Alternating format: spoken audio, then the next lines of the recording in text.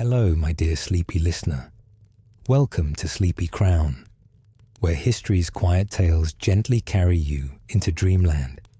Tonight, we embark on a peaceful journey through the extraordinary life of Charles Edward Stuart, Bonnie Prince Charlie, the romantic prince who became Scotland's most beloved tragic hero during the turbulent 18th century, a time when old dynasties struggled against new powers, when loyalty and tradition clashed with progress and change, and when one man's dream of restoration set in motion events that would forever alter the Highland way of life. We'll softly explore the remarkable chapters of his life in exquisite detail, from his birth in the elegant palaces of Rome, where the exiled Stuart court maintained the ceremonies of royalty without a kingdom, to his daring landing on Scottish shores with only 7 companions and boundless determination, from his stunning victories at Prestonpans and Falkirk and his triumphant march that brought him within striking distance of London, to his heartbreaking defeat at Culloden that ended in a brutal hour on a cold April morning, through his legendary 5-month escape across the Highlands and Western Isles, where he was sheltered by loyal Highlanders who refused to betray him despite a bounty that could have made them wealthy, and finally through his long years of exile in France and Italy, where the once charismatic prince slowly declined into bitterness and alcoholism,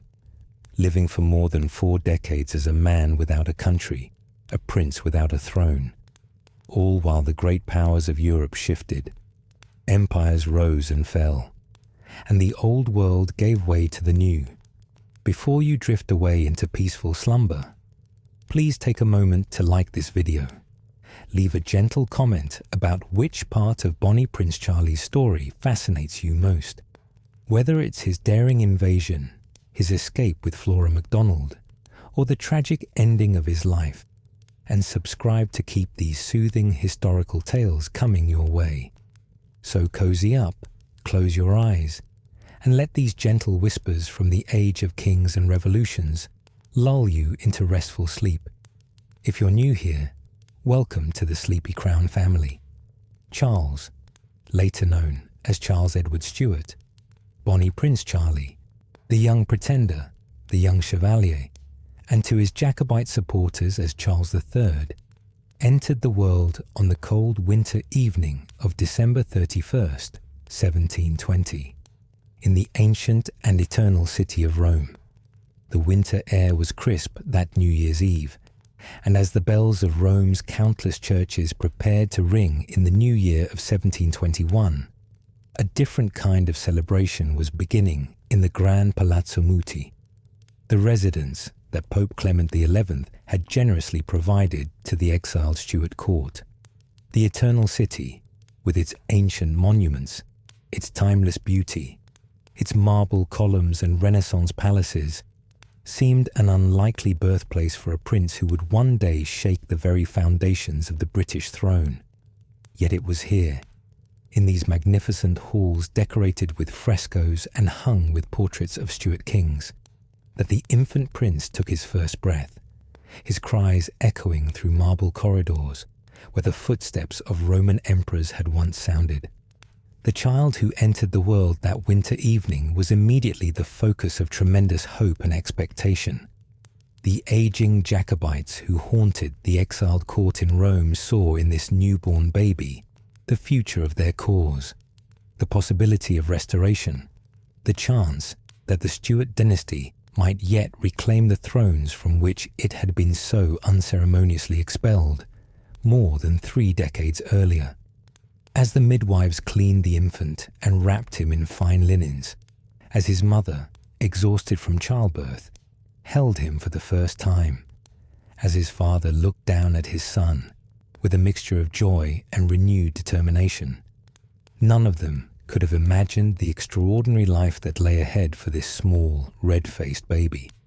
The child was given a name that would have challenged any herald to recite in a single breath, a name befitting his noble lineage and the multiple hopes that were placed upon his small shoulders: Charles Edward Louis John Sylvester, Maria Casimir Stuart.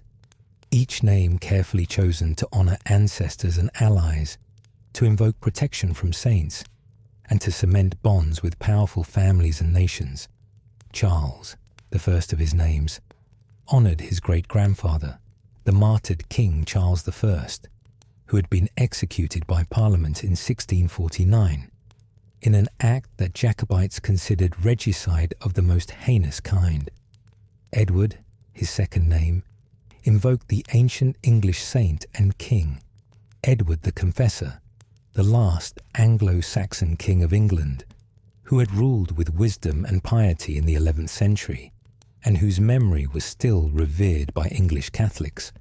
Louis, his third name, paid tribute to the powerful King Louis XIV of France, the Sun King, who had provided shelter and support to the exiled Stuarts, and whose patronage was essential to any hope of restoration.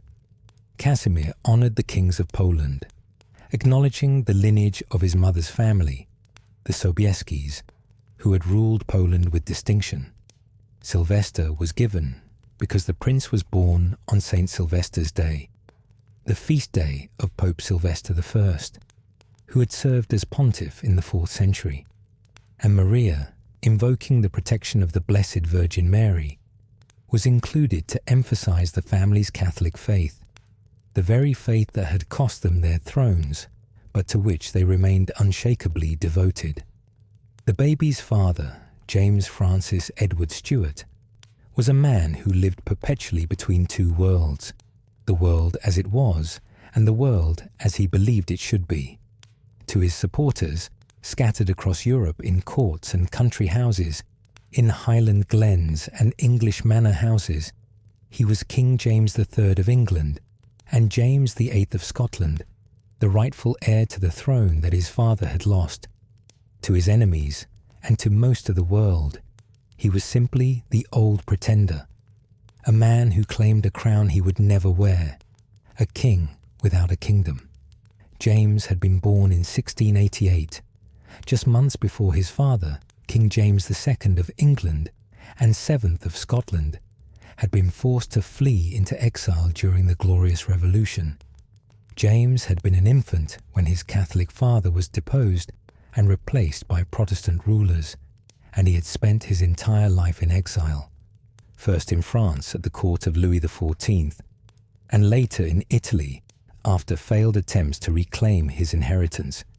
He was now 32 years old, and though he maintained the full ceremonial of kingship in his Roman exile, holding court, granting audiences, issuing proclamations, he had never actually ruled the kingdoms he claimed.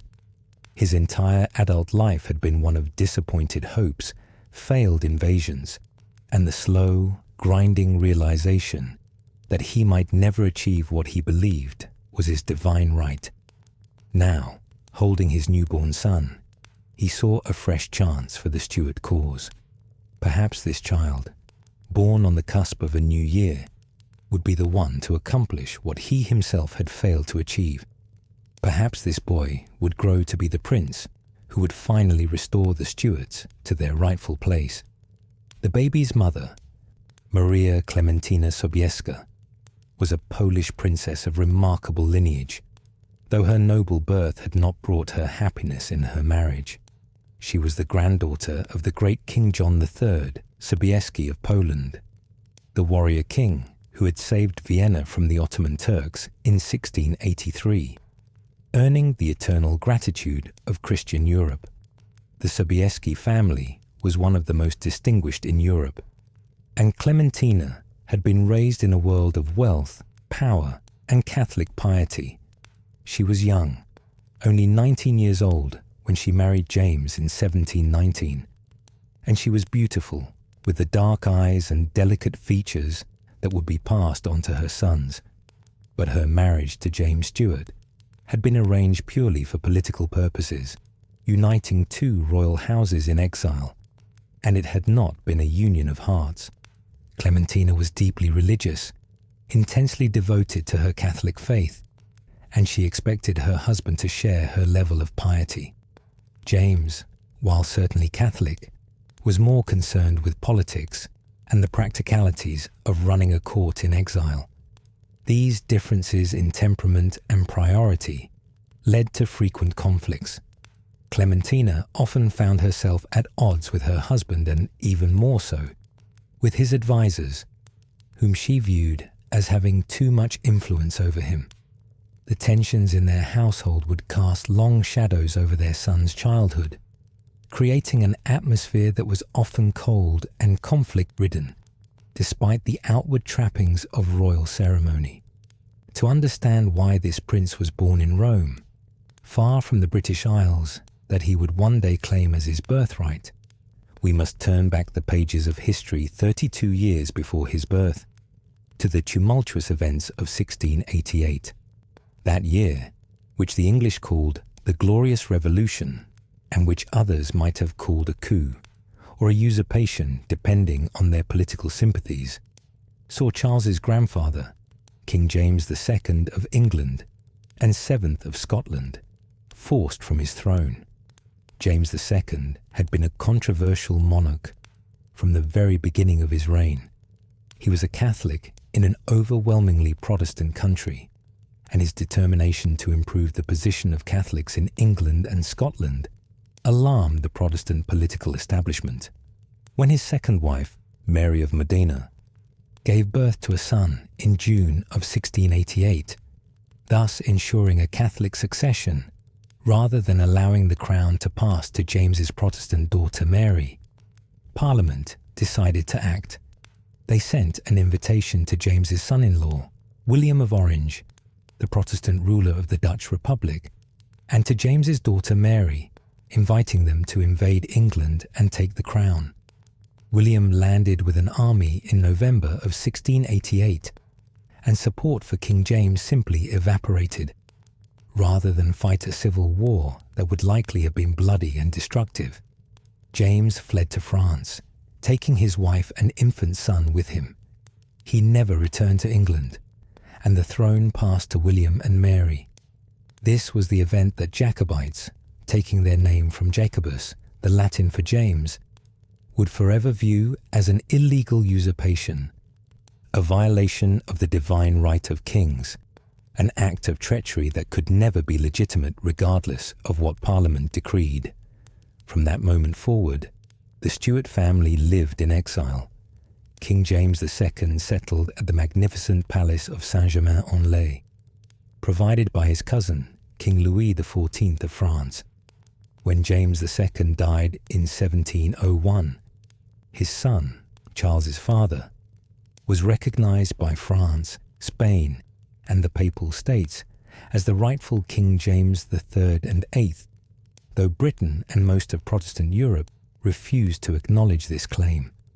Over the years, the Jacobites had risen in rebellion several times, each attempt ending in failure.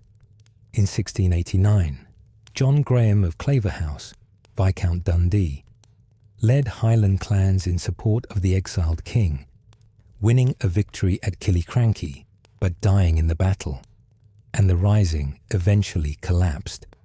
In Ireland that same year, James II himself landed with a French army and attempted to use Ireland as a base to reconquer England, but he was defeated by William at the Battle of the Boyne in 1690.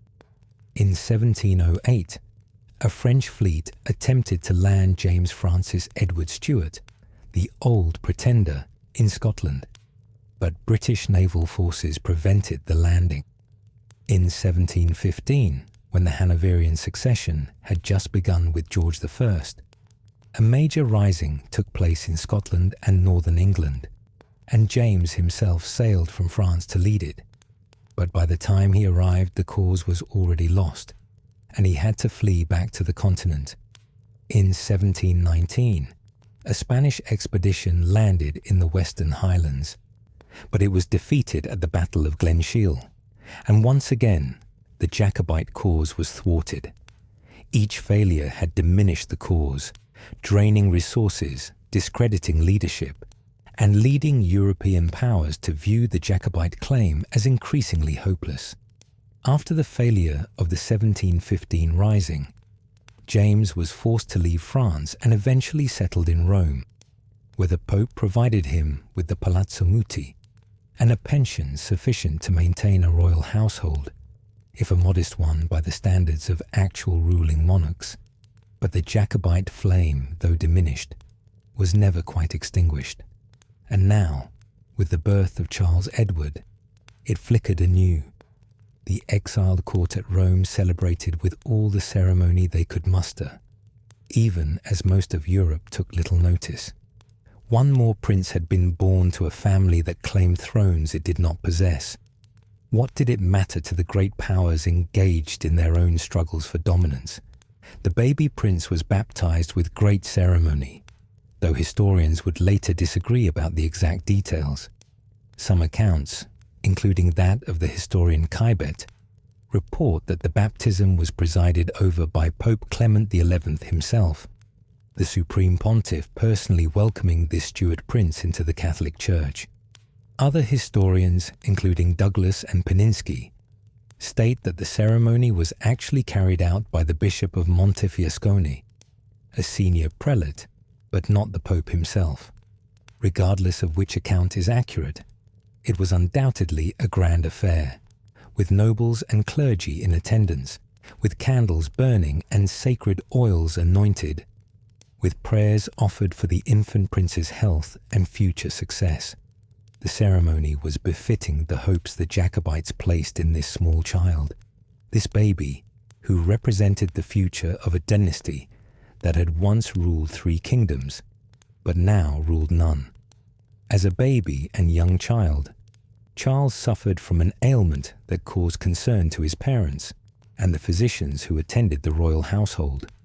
His legs were weak, thin, and not developing properly, possibly as a result of rickets, that common childhood disease caused by vitamin D deficiency. Rickets was widespread in the 17th and 18th centuries, particularly among children who lived in northern climates or who spent most of their time indoors, away from sunlight. The condition caused bones to soften and become deformed, and in Charles's case, it appeared to affect primarily his legs. His father, deeply concerned that his heir might grow up unable to walk properly, much less lead armies or inspire men to follow him into battle, ordered a strict regimen to address the problem. Charles was subjected to a program of regular exercise and dancing, intended to strengthen his legs and improve his constitution. The treatment required discipline and persistence. The small boy had to perform his exercises daily, had to learn the complex steps of courtly dances, had to push himself physically even when it was uncomfortable or tiring. But the treatment worked. By the time Charles reached his later childhood years, his legs had grown strong and straight. He became an active, energetic boy who loved physical activity and showed no further signs of the weakness that had afflicted him as an infant. It was a small victory, but an important one, and it demonstrated Charles's capacity for determination and perseverance even at a young age. The young prince's early years were spent in the refined atmosphere of Italian court life, moving between Rome and Bologna, 2 of Italy's most beautiful and historically significant cities. Rome, of course, was the Eternal City, the former capital of an empire that had once ruled the known world, now the capital of Christendom and the seat of the Pope. Its streets were lined with ancient ruins, the Colosseum, the Forum, the Pantheon, reminders of past glory. Its squares featured magnificent Baroque fountains designed by Bernini. Its churches held masterpieces by Michelangelo, Raphael, and Caravaggio. For a young prince growing up in such a city, history was not something read in books, but something visible at every turn. A constant reminder that empires rise and fall, that glory is transient, that today's power may be tomorrow's memory. Bologna, where the family also spent time, was equally magnificent. A medieval city famous for its university, its towers, its arcaded streets, and its rich cultural life. Growing up in these cities, Charles was surrounded by beauty, by art, by the weight of history. The papal authorities had been generous to the exiled Stuarts, treating them with the honour and respect due to legitimate monarchs, even though most of Europe's Protestant powers refused to recognise their claims. The Pope provided them not only with a residence and a pension, but also with the ceremonial dignities of royalty.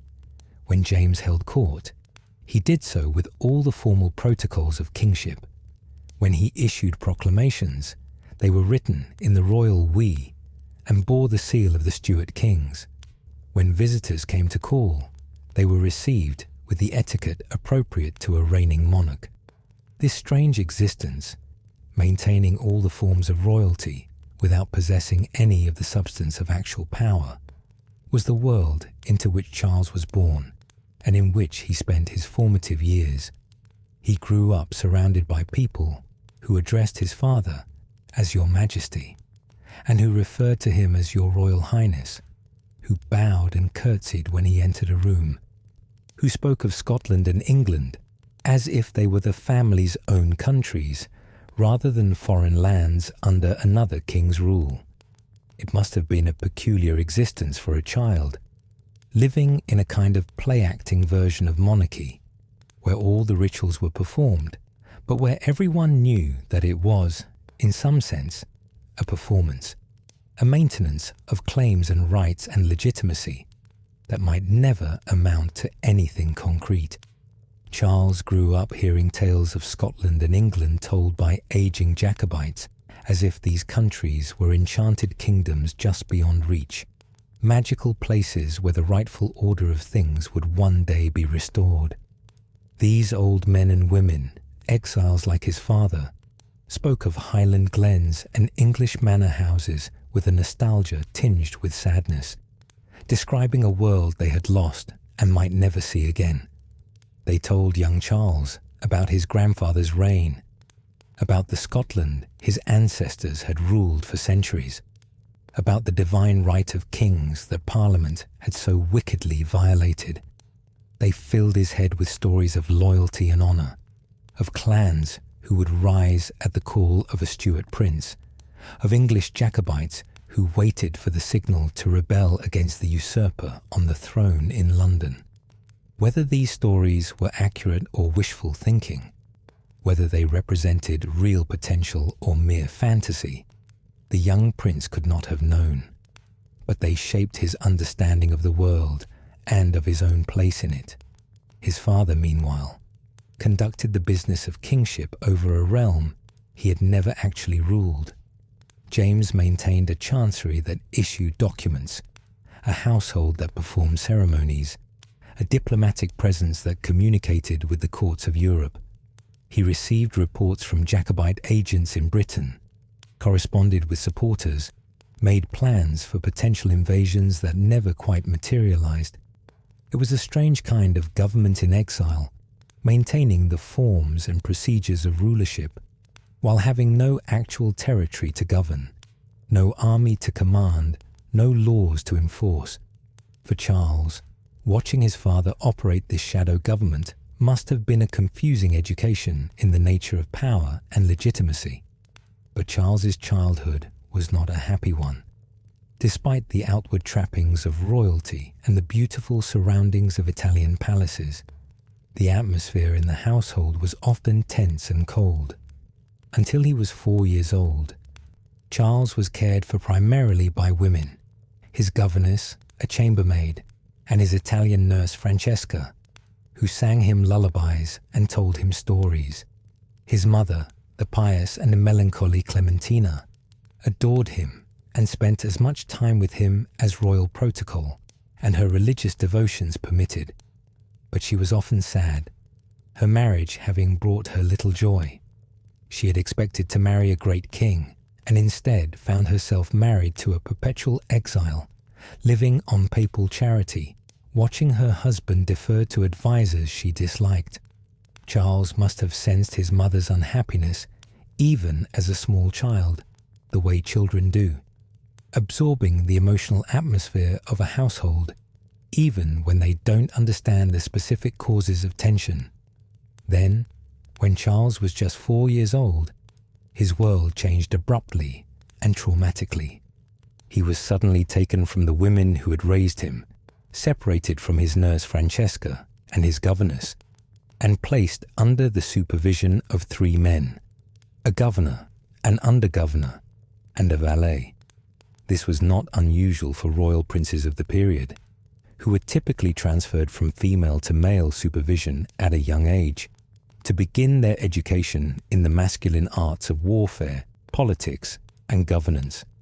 But for a small boy, the transition must have been difficult and frightening. He could not understand why he was being separated from the familiar comforts of his nursery, from the gentle hands of his nurse, from the soft voice of his mother. The men who now controlled his daily life were stricter, more formal, more concerned with discipline and education than with comfort and affection. The reason for this change, and for its particularly abrupt nature, lay in the bitter tensions that had erupted at the Stuart court. Clementina had come to deeply and passionately dislike James Murray, Lord Dunbar, who had been appointed as Charles's governor. Dunbar was a Protestant, which already made him suspect in Clementina's eyes, though her husband had assured the Pope that Charles would be raised strictly as a Catholic, despite having a Protestant governor. More fundamentally, Clementina felt that Dunbar represented a faction at court that undermined her influence with her husband. She also held strong resentments against John Hay and his wife Marjorie Hay, who held the titles Lord and Lady Inverness. The Hays were close advisors to James, and Clementina believed they had too much influence over him, excluding her from decisions and poisoning her husband against her. The conflict grew increasingly bitter through 1725, reaching a breaking point after the birth of Charles's younger brother, Henry Benedict, in March of that year. Unable to bear the situation any longer, Clementina made a dramatic decision. She left the Palazzo Muti and moved to the convent of St. Cecilia in Rome, declaring that she would not return as long as Dunbar and the Hays remained at court. It was an extraordinary step for a royal princess to take, effectively separating from her husband and abandoning her children, but Clementina felt she had no other choice. For 2 years, from 1725 to 1727, the royal family lived in this fractured state. Charles, now 6 years old, found himself in the middle of an emotional battlefield that he could not fully understand. He rarely saw his mother during this period, and when he did, it was only in formal circumstances, in the presence of his governor, the very man his mother despised. The visits were stiff and awkward, filled with unspoken tensions that the child could feel even if he couldn't articulate them. Eventually, exhausted by the conflict and concerned about the scandal it was causing, a compromise was reached through the intervention of papal officials. The Hays agreed to leave the Stuart court, departing for other positions. With their departure, Clementina agreed to return to the palazzo, but Dunbar remained as Charles's governor, a continuing source of resentment and unhappiness for the Queen. The wounds of the separation did not heal. James and Clementina barely spoke to one another afterward, communicating mainly through formal notes and intermediaries. They avoided each other when possible, living essentially separate lives under the same roof. Charles observed all of this with the keen, wounded eyes of a sensitive child. He saw his father's cold distance, his mother's sad resignation, the way they moved around each other like hostile diplomats rather than husband and wife. It was not an atmosphere conducive to a happy childhood.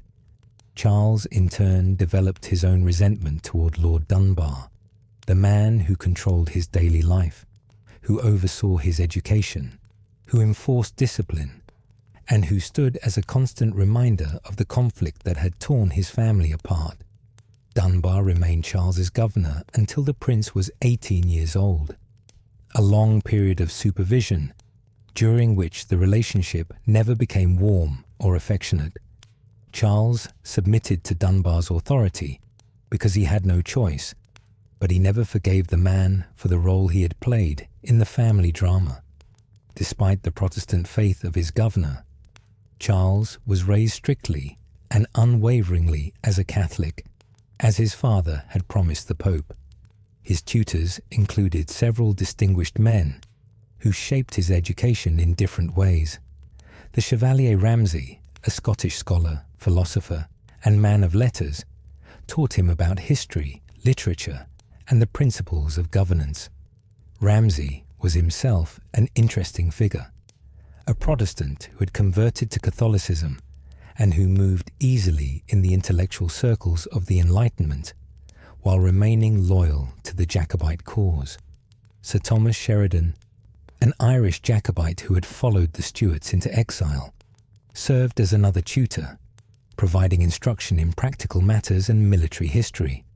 Father Vincegera, a Catholic priest, oversaw Charles's religious education, ensuring that he learned his catechism, attended Mass regularly, and understood the doctrines and practices of the Catholic faith that was so central to the family's identity. Under the guidance of these tutors, Charles learned to read and speak multiple languages.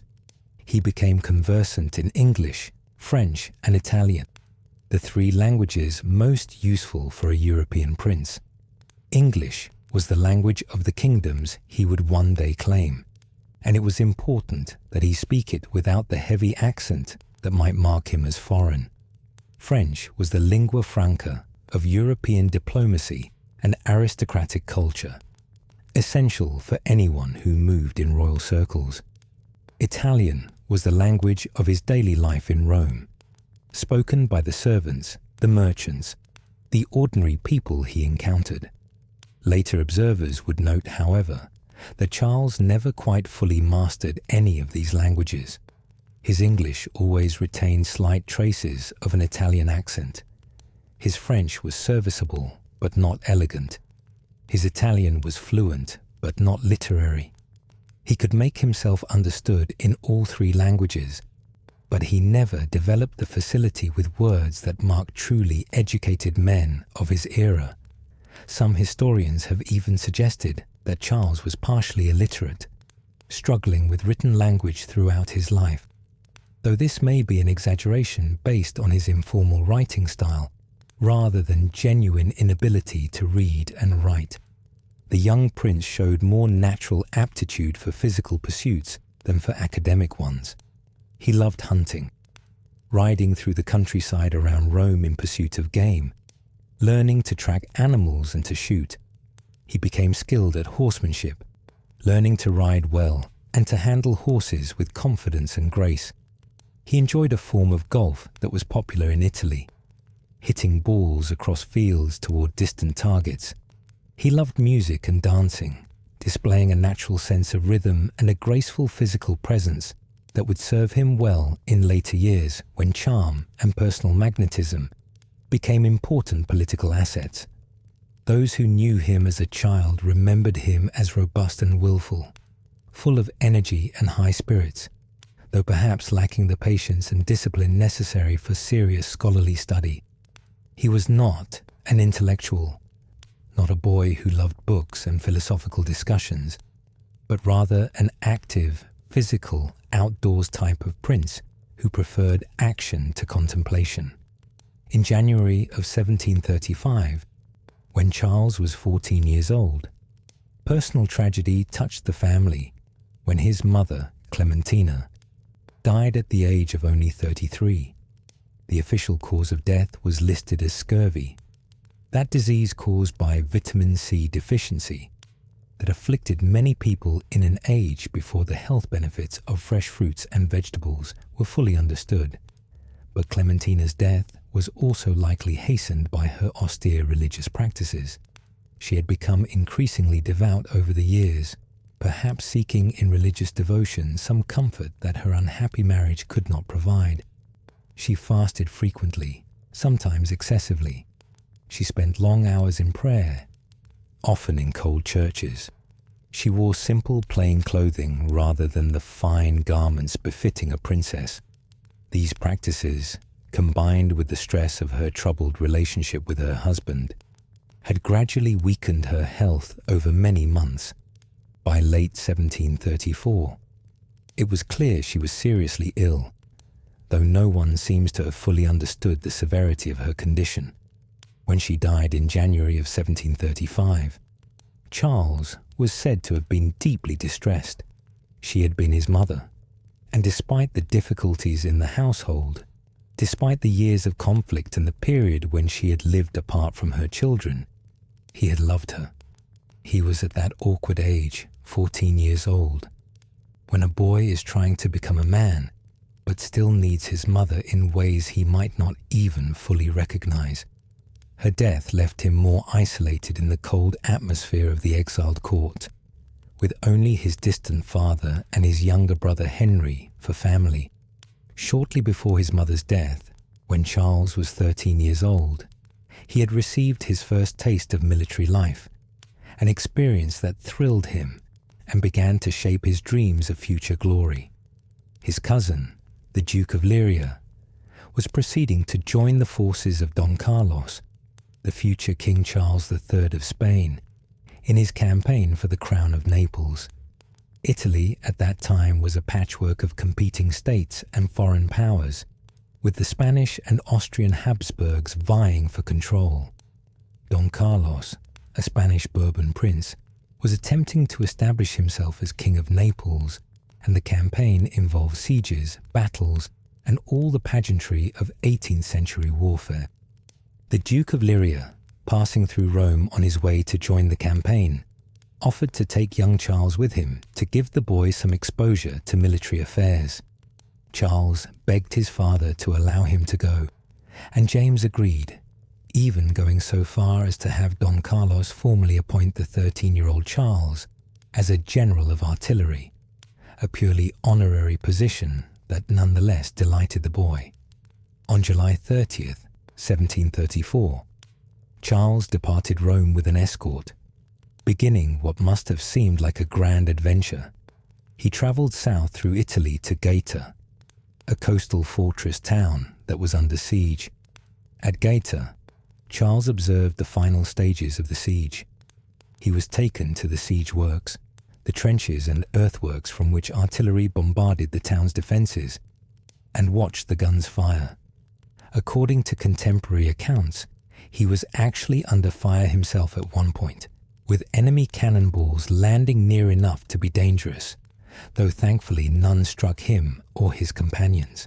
For a 13-year-old boy, it must have been both terrifying and exhilarating, the first time in his life that he had been in actual danger, the first time he had seen warfare as something real rather than something described in books or represented in paintings. The experience made a profound impression on Charles. He returned to Rome late in 1734, with his imagination fired with dreams of leading armies, winning battles, earning martial glory. He had seen men in uniform, heard the roar of cannon, watched the smoke and chaos of a siege. The military life appealed to something deep in his nature, the action, the decisiveness, the clear goals and dramatic stakes. Unlike the ambiguous, frustrating existence of life in the exiled court, where nothing was quite real and nothing ever seemed to be resolved, warfare offered the possibility of definitive action and clear results. You won or you lost. You conquered or you were defeated. There was a clarity to it that appealed to Charles's temperament. As Charles entered his teenage years, his father recognized that the boy needed to see more of the world beyond the confines of the exiled court in Rome.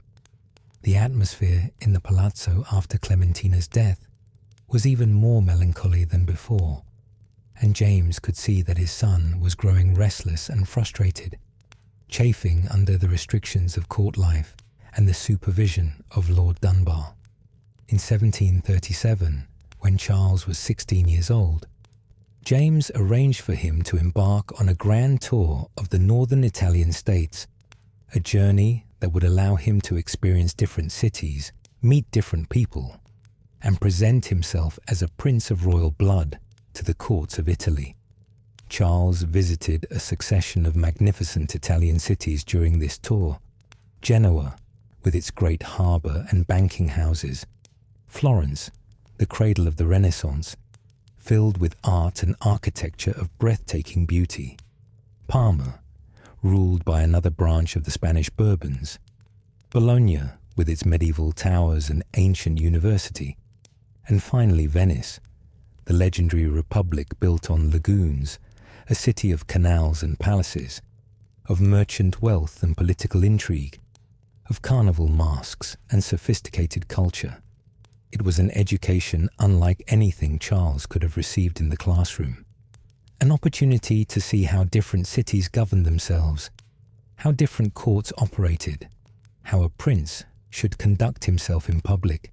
The tour, however, proved to be a revelation in ways both positive and painful. Charles travelled expecting to be welcomed and honoured as a prince of royal blood, as the grandson of a king, as the heir to 3 thrones. What he discovered instead was that in most cities, European courts that did not wish to antagonize the British government would receive him only by his subsidiary title of Duke of Albany. The title of Duke of Albany was an ancient one, traditionally granted to younger sons or brothers of Scottish kings, and it was one that Charles certainly held. But being received as a duke rather than as a prince was a significant demotion, a way of acknowledging his Stuart blood while carefully avoiding any suggestion that he had a legitimate claim to the British thrones. It was a diplomatic fiction that allowed courts to show him some respect without offending Britain. But for Charles, it must have been humiliating. Venice, however, was different. The Venetian Republic, powerful and proudly independent, had no particular need to curry favour with Britain, and the Venetians welcomed Charles with all the ceremony and honour due to a prince of royal blood. They recognised him as His Royal Highness. They treated him as the heir to thrones. They celebrated his presence in their city. And Venice, in turn, saw something in Charles that transformed him. Away from the constraints and tensions of the Roman court, away from the constant reminders of his family's failure and exile, Charles suddenly seemed to come into his own. The Venetians were charmed by this handsome 16-year-old prince with his graceful manners, his easy confidence, his warm smile. By the time Charles reached Venice, he was being feted everywhere he went. Nobles invited him to their palazzos. Merchants competed to present him with gifts. Ordinary Venetians lined the canals to catch a glimpse of him as his gondola passed. Women found him attractive, men found him engaging, and everyone seemed to want to be in his presence. The experience transformed Charles. He had been a somewhat awkward, frustrated teenager when he left Rome. He arrived in Venice as a poised, confident young man who knew how to work a room, how to charm a crowd, how to present himself as a prince worthy of the name. It was as if he had been waiting all his life for a chance to step out of his father's shadow and show what he could do, and Venice gave him that chance. During his time in Venice, Charles sat for a portrait by the celebrated artist Rosalba Carriera, one of the most sought-after portrait painters in Europe. Carriera worked in pastel, a medium that allowed for both delicacy and vividness, and she had a remarkable ability to capture not just a person's physical features, but also something of their character and personality. Her portrait of Charles showed a handsome young man on the cusp of adulthood, with clear, intelligent eyes, good bone structure, and an expression that combined confidence with a hint of thoughtfulness. He wore fine clothing appropriate to his rank, and he looked every inch a prince. For years after it was painted, this portrait was thought to have been lost, known only through inferior copies that failed to capture the quality of the original. But in modern times, it was rediscovered, and now resides in the Paninsky Foundation in Liechtenstein. a testament to the young prince in his moment of triumph, before destiny called him to Scotland, before glory turned to tragedy. By the time Charles returned to Rome from his Italian tour, he was a changed person. The awkward, frustrated boy had become a confident young man who had experienced genuine adulation and who had proven to himself that he could inspire loyalty and admiration in others. But returning to Rome meant returning to the stultifying atmosphere of the exiled court, to the endless rituals that signified nothing, to the constant reminders that his family's claims were increasingly viewed by most of Europe as anachronistic fantasies. Charles was now 17 years old, full of energy and ambition, and he found the exile existence increasingly unbearable. By the time Charles reached his 20th year, he had become a notable figure in Roman society, recognized wherever he went, invited to the finest houses, welcomed at the most exclusive gatherings. He was handsome, there was no denying that. Contemporary accounts describe him as tall and well-proportioned, with fine features, expressive eyes that could sparkle with humor or burn with intensity, and a natural grace in his movements that made him an excellent dancer and a skilled horseman. He had presence, that indefinable quality that makes people turn and look when someone enters a room. Women found him attractive, and Charles, being young and enjoying the attentions he received, began to develop a fondness for female company that would mark his entire life. But Charles also began to develop some habits that were less admirable and that would eventually prove destructive. He acquired a taste for alcohol, for fine wines and stronger spirits, drinking perhaps more than was wise for a young man. At first, it seemed harmless enough. Everyone drank in the 18th century. Wine was safer than water in many places, and a young prince at parties and social gatherings would naturally partake of the beverages offered.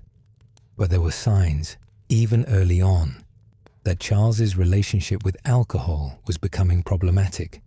He drank not just socially, but also when he was alone. Not just to be convivial, but also to escape from the frustrations of his situation. He also developed expensive tastes in clothing and personal adornments, spending far beyond his allowance on fine suits, elegant shoes, fashionable accessories. His father provided him with a reasonable income for a prince, but it was never enough for Charles, who wanted to dress like a reigning monarch, rather than an exile living on papal charity. He ran up debts with tailors and merchants, promising payment that sometimes came late or not at all.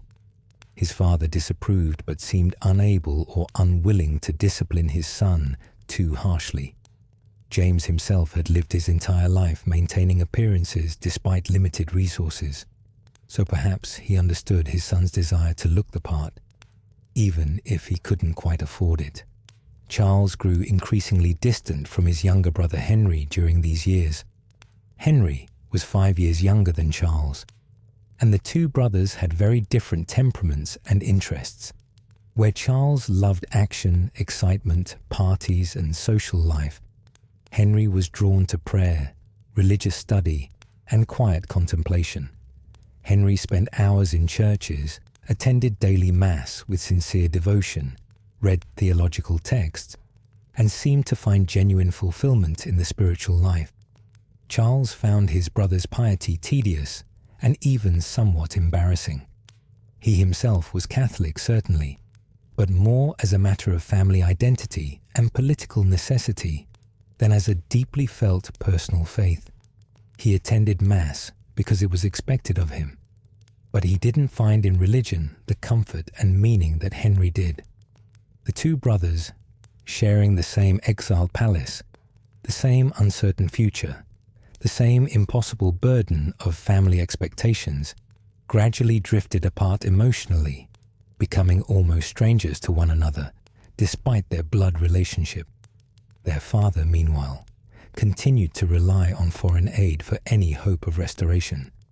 The Jacobite cause had always depended on the support of Catholic powers, primarily France, Spain, and the Papal States, but such support was never reliable and never sufficient. These nations had their own interests, their own wars, their own diplomatic considerations.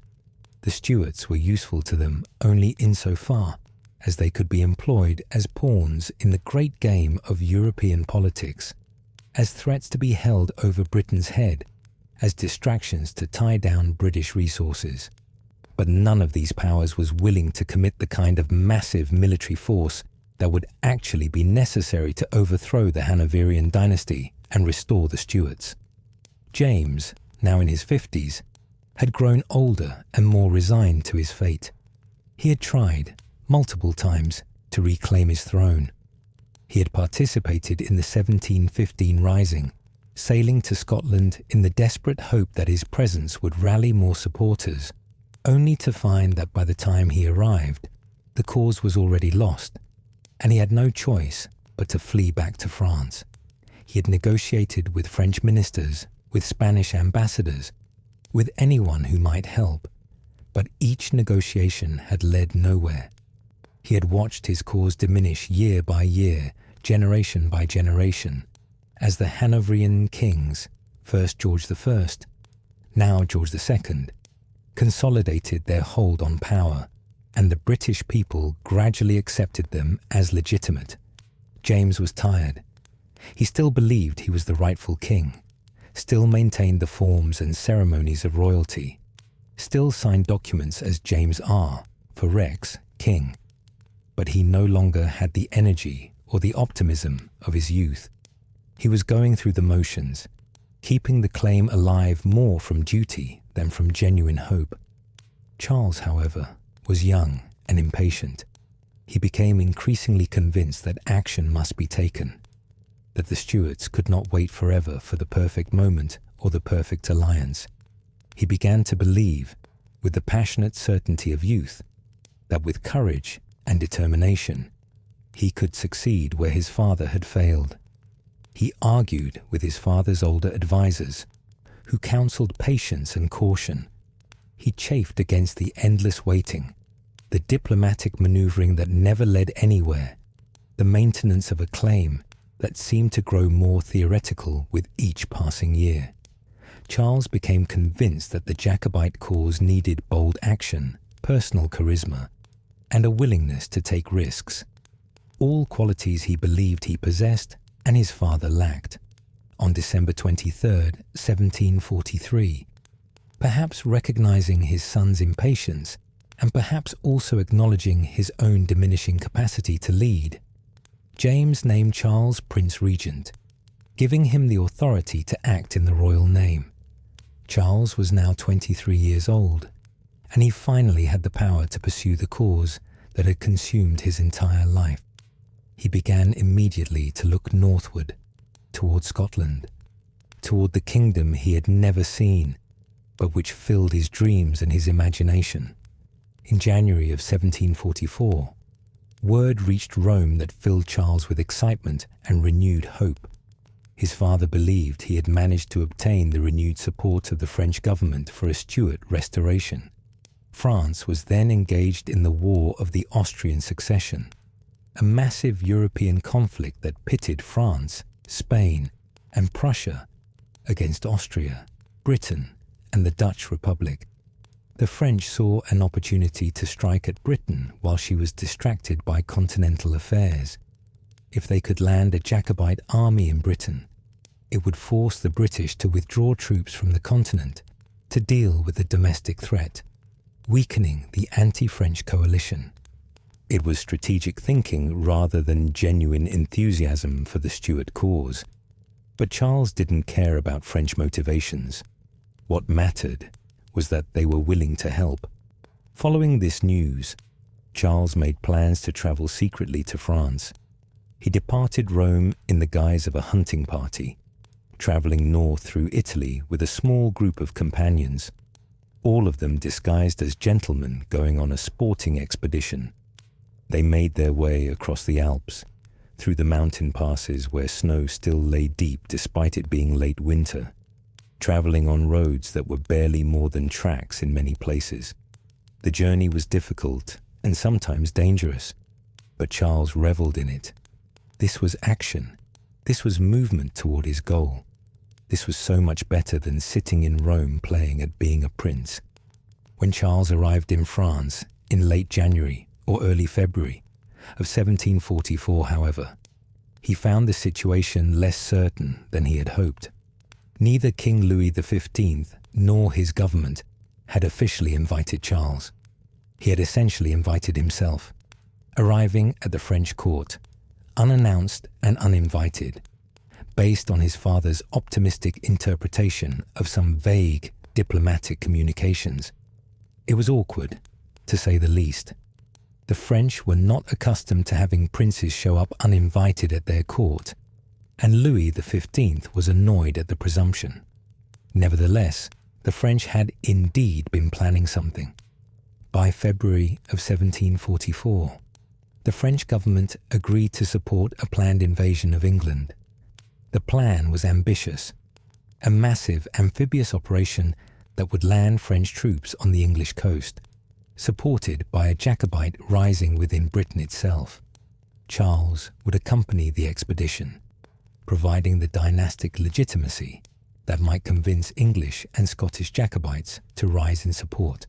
French military commanders began assembling forces and ships at Dunkirk, a port on the English Channel coast. Charles travelled to Dunkirk with rising excitement, watching as troops gathered, as ships were loaded with supplies and weapons, as the great enterprise took shape before his eyes. The invasion force that gathered at Dunkirk was substantial. Estimates suggest around 10,000 French troops were assembled, along with transports to carry them across the Channel. The plan was to land somewhere on the southern English coast, march rapidly on London, and seize the capital before British forces could concentrate to stop them. Charles would be proclaimed as Prince Regent for his father, King James, and a new government would be established. English and Scottish Jacobites would rise to support them. The Hanoverian regime would collapse. It all seemed so possible, so close to realization. In late February of 1744, the fleet was ready. Soldiers boarded the transport ships. Supplies were loaded. Charles himself went aboard one of the vessels, his heart pounding with excitement and anticipation. This was it. This was the moment his entire life had been building toward. Within days, he would be in England, leading an army, reclaiming his birthright. And then, as has happened so often in military history, the weather intervened.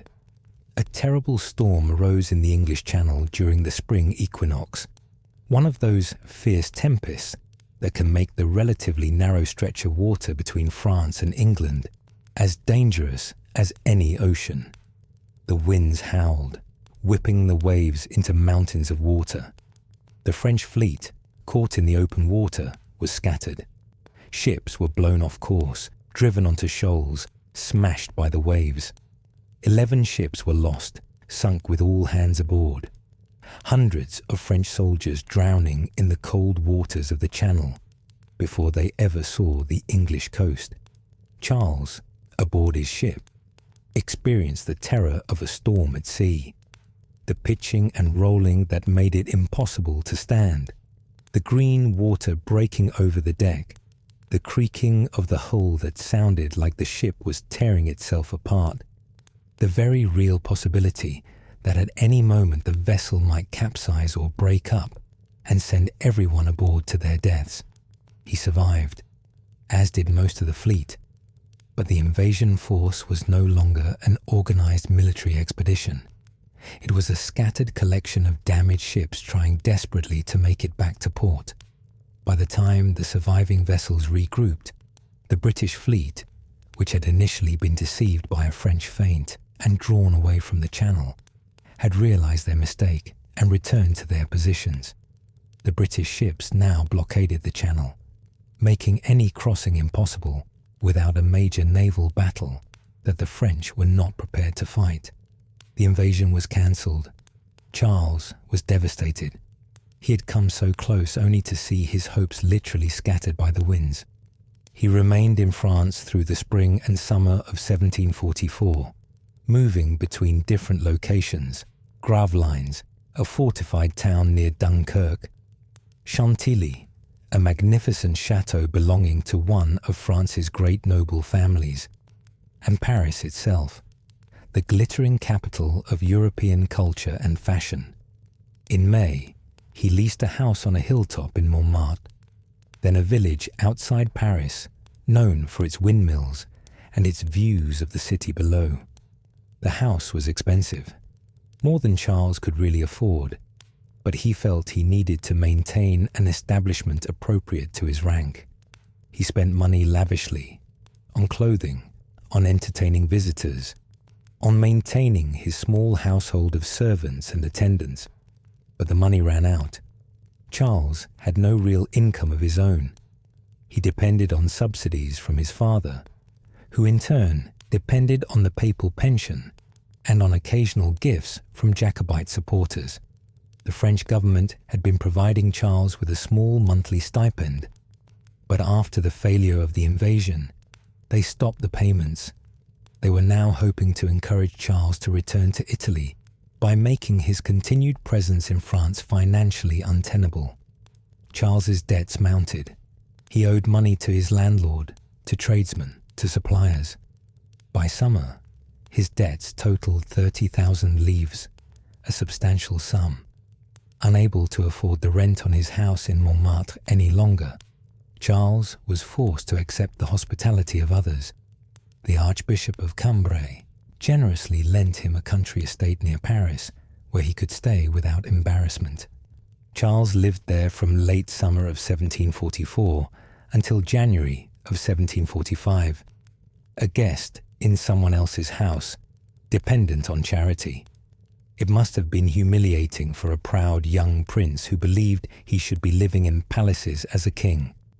The French continued their attempts to move Charles out of the Paris region, hoping he would take the hint and return to Italy. But Charles stubbornly refused. He had come to France with a purpose, and that purpose had not been fulfilled. He remained convinced that another opportunity would arise, another chance to launch an invasion, another moment when French support might materialize. In January of 1745, he moved to the country house of Anne, Duchess of Berwick, in Soissons, a town about 60 miles northeast of Paris. The French authorities were annoyed that he kept finding aristocratic hosts willing to shelter him, but they could hardly order French nobles not to entertain a Catholic prince, especially one who was, technically, not breaking any laws by his presence. Charles, however, did not remain quietly in Soissons. He continued to travel regularly to Paris, often incognito, wearing disguises or traveling under assumed names, frequenting the hotels and coffee houses of the city where he could meet with supporters and receive news. He moved through Paris like a conspirator in a novel, avoiding official notice, meeting people in secret, maintaining his network of Jacobite contacts despite French efforts to isolate him. During this period, Charles was meeting regularly with Irish and Scottish exiles in France, men who kept alive the Jacobite networks that connected supporters across Britain and the continent. They told him what he wanted to hear, that Scotland was ready to rise for the Stuarts, that the Highland clans would rally to his standard if he would only come, that English Jacobites were prepared to rebel against the Hanoverian government if given leadership and support. Sir Thomas Sheridan, his old tutor, who had accompanied him to France, assured him that the time was right. Sir Hector Maclean, a Highland chief living in exile, sent a petition begging for Stuart intervention, claiming that the clans were ready to fight. Were these assurances accurate? Were the Scottish Highlands really on the verge of spontaneous rebellion, just waiting for a Stuart prince to appear? Or were these exiles living in France, out of touch with the reality of conditions in Scotland, remembering the country as it had been decades ago rather than as it was now? The truth was probably somewhere in between. There was certainly Jacobite sentiment in Scotland, especially in the Highlands, where many clans retained traditional loyalties to the Stuart dynasty. But whether that sentiment was strong enough to risk everything in an open rebellion without substantial French military support was far from certain. Charles, however, heard what he wanted to hear. These assurances convinced him that he need not wait for a massive French army. He could go to Scotland with a small force, raise the Highland clans, and begin a rebellion that would snowball into a full restoration. Once he had an army in the field, once he could demonstrate real momentum, then surely the French would have to support him more substantially. Once English Jacobites saw that the rising was serious and had a chance of success, they would declare for him. All he needed was to get to Scotland and plant the Stuart standard on Scottish soil. His father's caution, the French hesitation, the careful calculations of diplomatic advantage, all of it suddenly seemed like cowardice to Charles. He would act. He would dare. He would do what his father and grandfather had failed to do. To fund his expedition, Charles needed money, substantial amounts of it. He borrowed 180,000 livres from the Paris banking house of Waters and Company, run by two Irish Jacobite brothers, John Waters and George Waters. It was an enormous sum, and Charles had no way to repay it unless he succeeded in his enterprise. But the bankers were Jacobites themselves, sympathetic to the cause, and they were willing to take the risk. Part of the money had been raised through contributions from loyal British Jacobites, wealthy supporters who sent what they could to help the cause. Sir Henry Bedingfield of Oxburgh Hall in Norfolk, for example, contributed significantly, risking charges of treason if his support became known. As security for the loans, Charles was able to offer something of genuine value: the Sobieski crown jewels. These were magnificent pieces that had belonged to his great-grandfather, King John III Sobieski of Poland, the warrior king who had saved Vienna from the Ottoman Turks and who had been one of the most powerful monarchs in Europe in his day. When John Sobieski died in 1696, his crown jewels should have gone to his male heirs, but through various complicated circumstances, they had eventually passed to his granddaughter, Charles's mother, Clementina. She had brought them with her when she married James in 1719, and they had passed to her sons at her death. These jewels, crowns, scepters, ceremonial swords, magnificent gemstones set in gold, represented not only enormous monetary value, but also the prestige of a great dynasty. That Charles was willing to use them as collateral showed how serious he was about this expedition. With the borrowed money, Charles set about organizing his expedition. He purchased weapons, swords, muskets, pistols, powder, shot. He hired or chartered 2 ships. The larger was the Elizabeth, an old man-of-war of 66 guns. She was not a modern warship, not a vessel that could stand up to British ships of the line, but she was armed and could provide some protection for the expedition. The smaller vessel was the Du Tillet, a 16-gun privateer, fast and maneuverable, but lightly armed. Charles loaded most of his supplies and weapons onto the Elizabeth. 1,800 broadswords, 8 artillery pieces, 1,500 muskets, and quantities of powder and shot. He took aboard the Du Tillet only what was necessary for the voyage itself. In May of 1745, France won a significant victory at the Battle of Fontenoy, defeating a British-led Allied army in the Austrian Netherlands. The news encouraged Charles. It showed that France was winning on the continent, that Britain was weakened and distracted. If there was ever going to be a good time to launch a Jacobite rising, this was it. British military resources were committed to the Continental War. The government in London would be slow to respond to a threat in Scotland. The opportunity would not last forever. On July 5th, 1745, Charles Edward Stuart, aged 24, set sail from the French coast bound for Scotland. He had with him only 7 companions, who would later be immortalised as the 7 men of Moidart. They included John O'Sullivan, an Irish exile and former French officer who would serve as Charles's adjutant general, George Kelly, Charles's secretary, Sir Thomas Sheridan, his old tutor, Sir John MacDonald, another Irish officer, Aeneas MacDonald, a Scottish banker from Paris, Francis Strickland, an English Jacobite, and the Reverend George Kelly.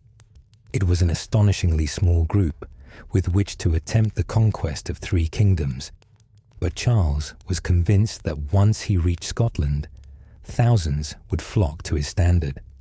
As the 2 ships sailed north through the Bay of Biscay and into the waters west of Ireland, Charles must have felt a mixture of excitement and apprehension. He was finally doing it. After years of waiting, after months of frustration following the failed invasion of 1744, he was actually on his way to Scotland. Everything he had been raised for, everything he had dreamed about, was now becoming real. In a matter of days, he would set foot on Scottish soil for the first time in his life. He would proclaim his father as rightful king. He would raise an army. He would march on Edinburgh, on London. He would reclaim the Stuart throne. Or he would die trying. The voyage north, however, nearly ended in disaster before Charles even reached Scotland. As the 2 ships sailed through the Celtic Sea, approaching the waters between Ireland and Britain, they encountered a British warship, HMS Lion, a 4th-rate ship of the line mounting 60 guns. The Lion was not actively looking for Charles. The British government did not yet know he had left France, but her captain spotted the 2 suspicious vessels and moved to investigate. When the Lion fired warning shots, Charles faced an immediate crisis. The Dutée, with Charles aboard, was fast but lightly armed. In any sustained engagement with the Lion, she would be destroyed. The Elizabeth, while more heavily armed, was no match for a British warship with a trained crew. Charles had to make a decision quickly. He ordered the Dutée to make sail and escape while the Elizabeth, with her greater firepower, engaged the Lion to cover his escape. What followed was a fierce naval engagement that lasted several hours. The Elizabeth and the Lion pounded each other with broadsides, the thunder of cannon fire rolling across the water, the smoke so thick that at times the ships could barely see each other. Men died on both vessels as cannonballs smashed through hulls and tore through rigging. The Elizabeth fought bravely, but she was taking heavy damage.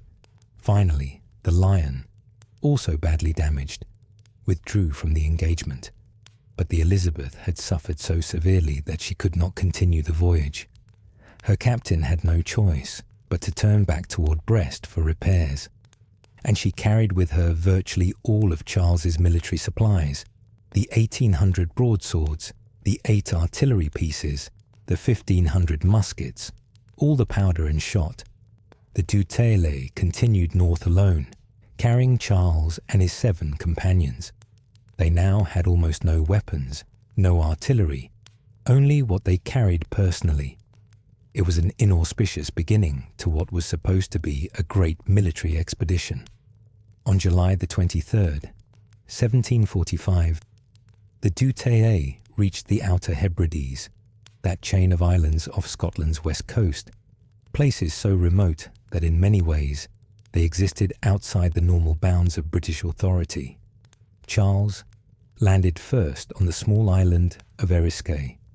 For the first time in his life, at age 24, Charles Edward Stuart set foot on Scottish soil, though it was the soil of a tiny windswept island rather than the glorious arrival he had imagined. The locals on Skye, crofters and fishermen living simple lives, must have been astonished to see this foreign prince and his companions.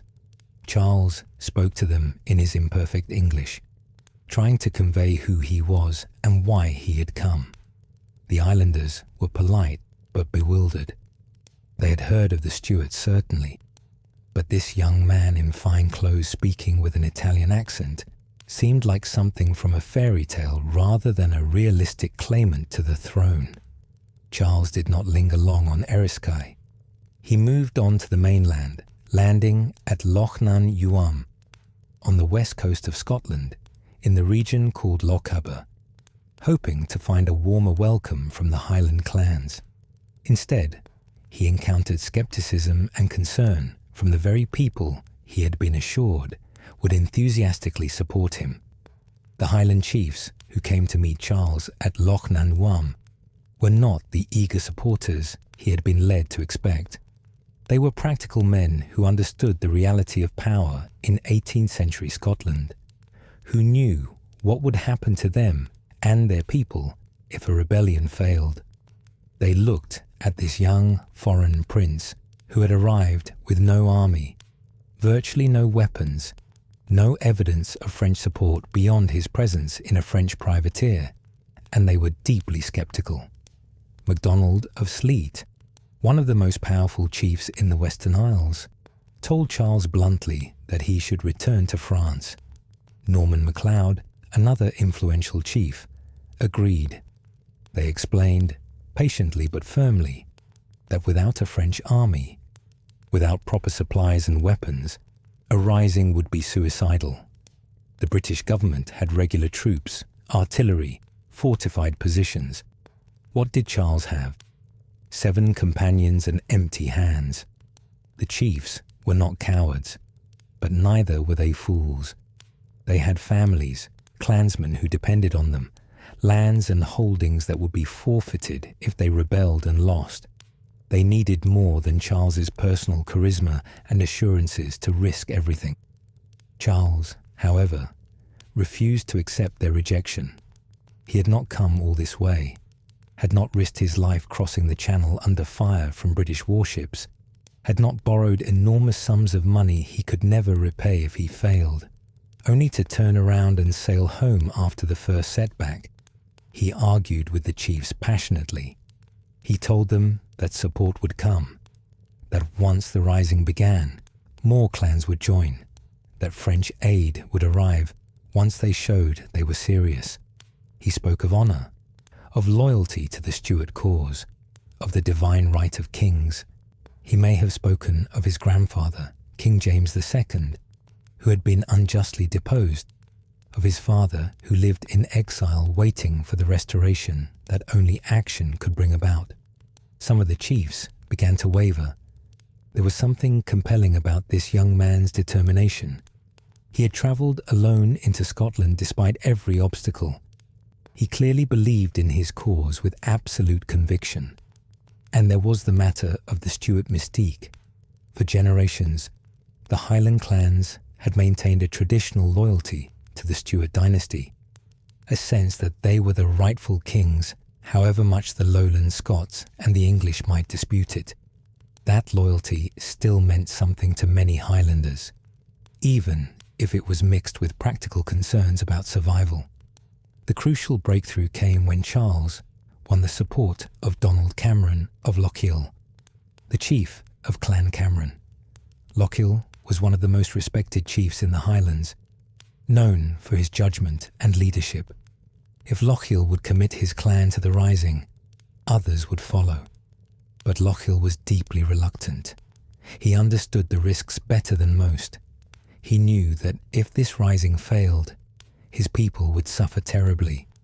Their lands would be forfeited, their homes might be burned, their men would be hunted down and killed or transported as criminals. Charles made Lochiel a remarkable offer.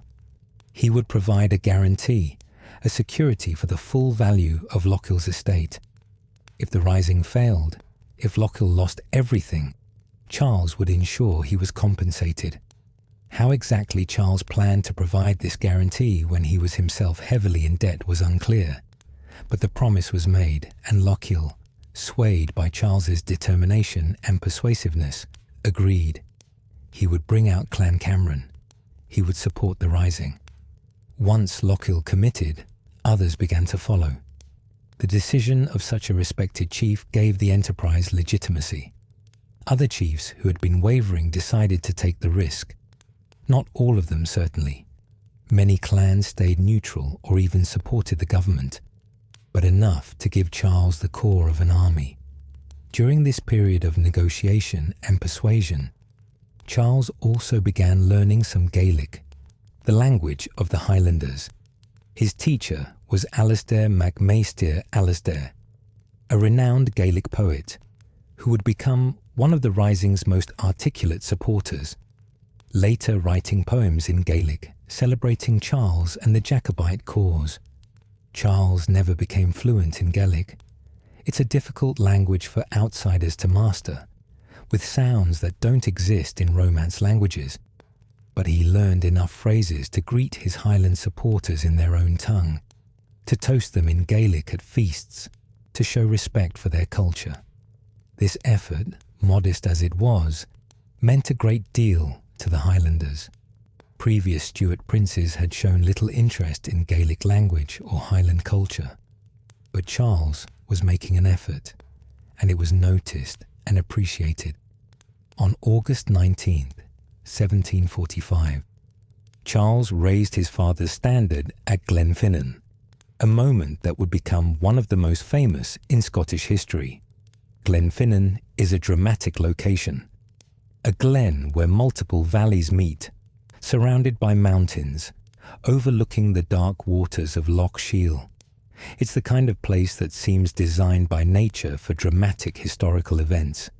The standard itself was a silk banner, bearing the Stuart arms, and the motto that would become the rallying cry of the 45. As the banner was unfurled and raised on its pole, as it caught the Highland wind and began to flutter, the pipes began to play. The sound of Highland bagpipes is unique and stirring, martial, mournful, defiant all at once. As the pipes skirled out their ancient melodies, the clans gathered. They came down from the hills, marching in loose formation, many of them in Highland dress, the kilt, called a belted plaid in those days. The plaid wrapped around the shoulders, bonnets on their heads, targes, small round shields on their arms, broadswords at their sides. Some had muskets or pistols, though ammunition was scarce. Many were armed with simpler weapons, dirks, Lochaber axes, even farming implements modified for war. Charles stood before this gathering force and proclaimed his father as King James VIII of Scotland and III of England. He himself, as Prince Regent, would lead the army in his father's name until such time as James could come from Rome to take personal command. It was a stirring moment, the kind of scene that would later be romanticized in paintings and poems. The young prince among his Highland warriors, the banner flying, the mountains rising around them. The cause seemingly just and the outcome uncertain. The force that gathered at Glenfinnan was not massive. Modern historians estimate it was around 1,200 to 1,500 men. Though numbers are uncertain, and contemporary accounts vary widely, it was not a professionally trained army like the government forces. There was no formal command structure, no uniforms, no standardized weapons or tactics. But it was a beginning, and Charles was determined to build on it. The army moved eastward from Glenfinnan, following ancient Highland routes through the mountains. As they marched, they gathered more supporters. Word spread through the glens that the prince had come, that the standard had been raised, that the clans were gathering.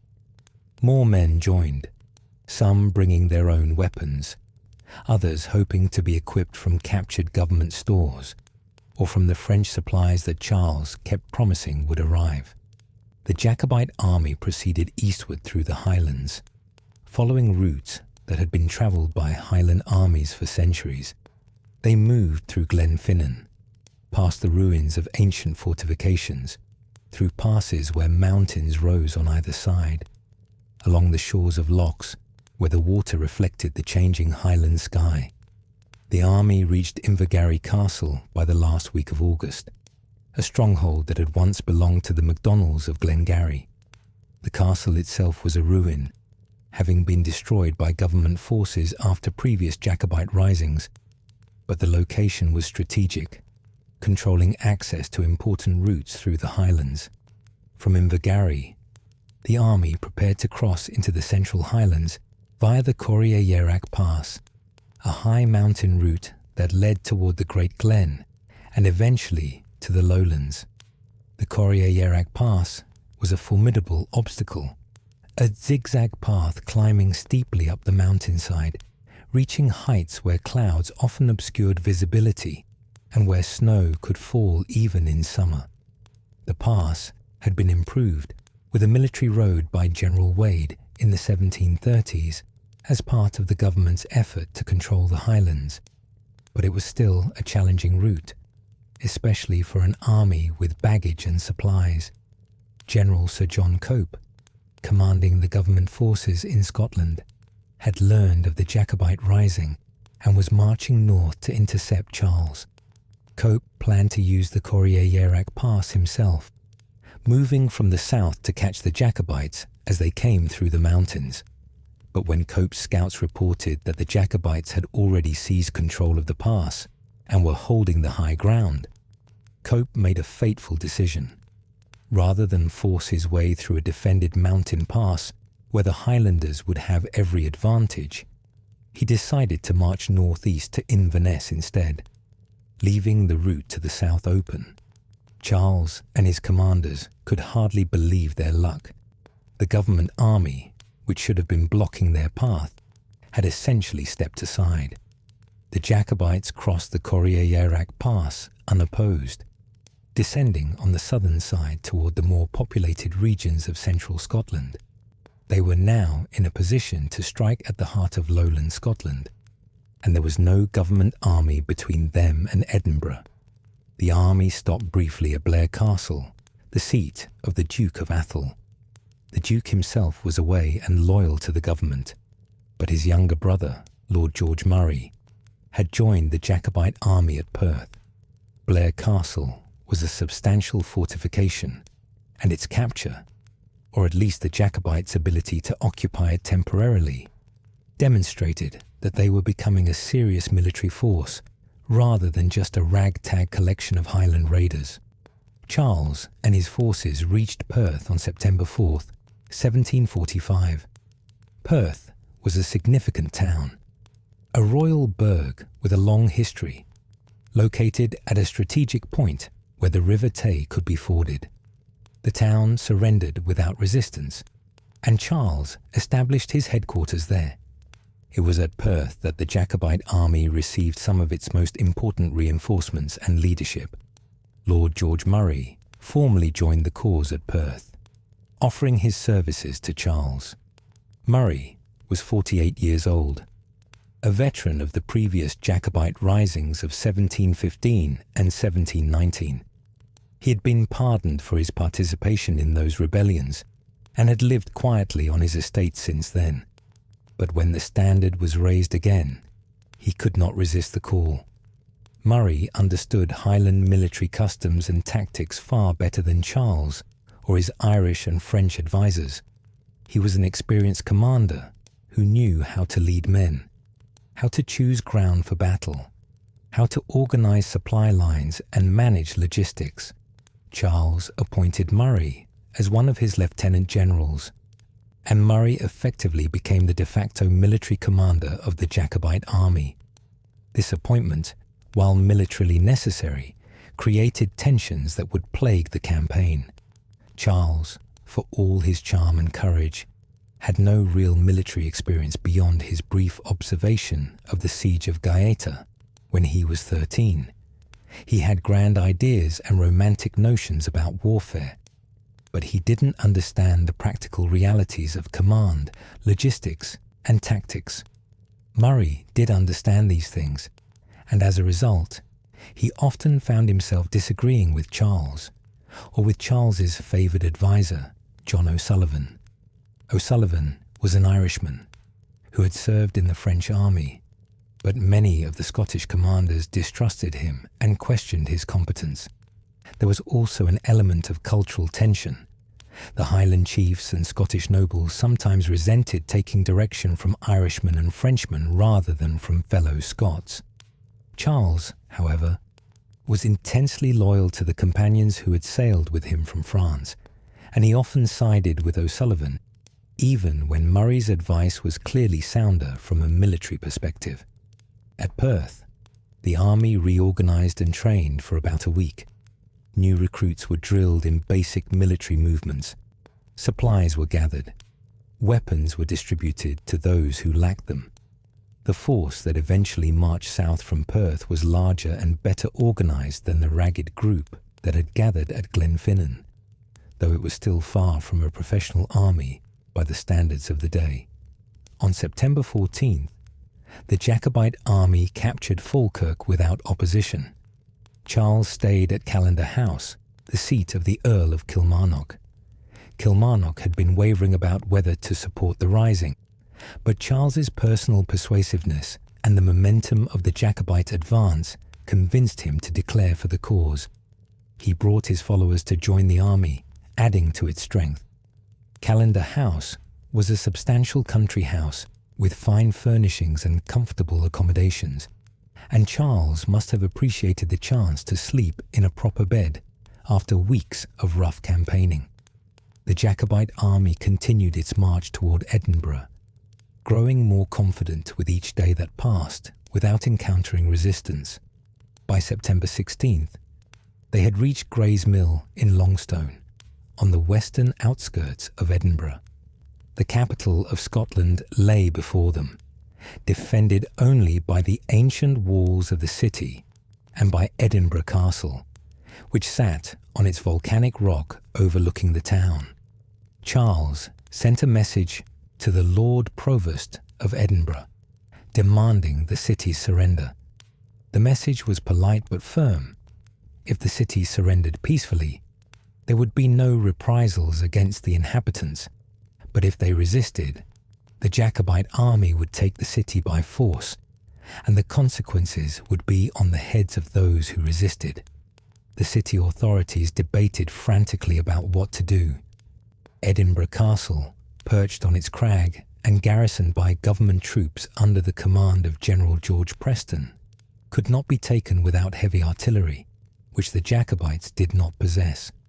But the castle's guns could not defend the city itself, which sprawled along the ridge and down the slopes below the castle. The city had no garrison, no trained militia capable of resisting a Highland army. The citizens were frightened. Many were sympathetic to the Jacobites, while others simply wanted to avoid the destruction that would come from a siege or assault. On September 17th, 1745, after hurried negotiations and some confusion about exactly who had authority to surrender the city, Edinburgh opened its gates to the Jacobite army. It was an extraordinary moment. The ancient capital of Scotland, with all its history and symbolic importance, had fallen to Charles without a shot being fired. The government troops in the castle could only watch helplessly as the Jacobites entered the city below them. Charles's entry into Edinburgh was carefully staged to maximize its impact. He rode into the city in the afternoon, and he made sure to present himself in a way that would capture people's imaginations. He was mounted on a fine horse, sitting straight in the saddle with the natural grace of an accomplished horseman. He wore Highland dress, a tartan short coat that showed off his figure, red velvet breeches, and military boots. The outfit had been specially prepared to combine Highland authenticity with princely elegance. His bonnet bore a white cockade, which would become the symbol of the Jacobite cause. His supporters would wear white cockades to identify themselves as being for the Stuarts, while government supporters wore black cockades for the Hanoverian monarchy. As Charles rode through the streets of Edinburgh, crowds lined the route to watch. Many people were simply curious, wanting to see this prince who had come from over the sea to claim his inheritance. But many others, especially the women of Edinburgh, were genuinely captivated. Contemporary accounts describe them calling out to him, waving, throwing flowers. Charles was young, only 24, and he was handsome, with a romantic story that appealed to people's imaginations. He had come from exile with only a handful of companions, had rallied the Highland clans, had marched unopposed to Edinburgh. It was the stuff of ballads and legends, and Charles looked the part perfectly. It was on this day, September 17th, 1745, as he entered Edinburgh in triumph, that Charles was first called Bonnie Prince Charlie by the people of the city. In Scots, Bonnie means attractive, handsome, pleasing to look at. The name stuck. From that day forward, to his supporters and to history, he would be Bonnie Prince Charlie, a nickname that captured both his physical attractiveness and the romantic appeal of his cause. Charles established his headquarters at the Palace of Holyrood House, the ancient royal residence of Scottish kings. The palace had not been occupied by a reigning monarch since 1651, when Charles II had briefly stayed there before his defeat by Cromwell.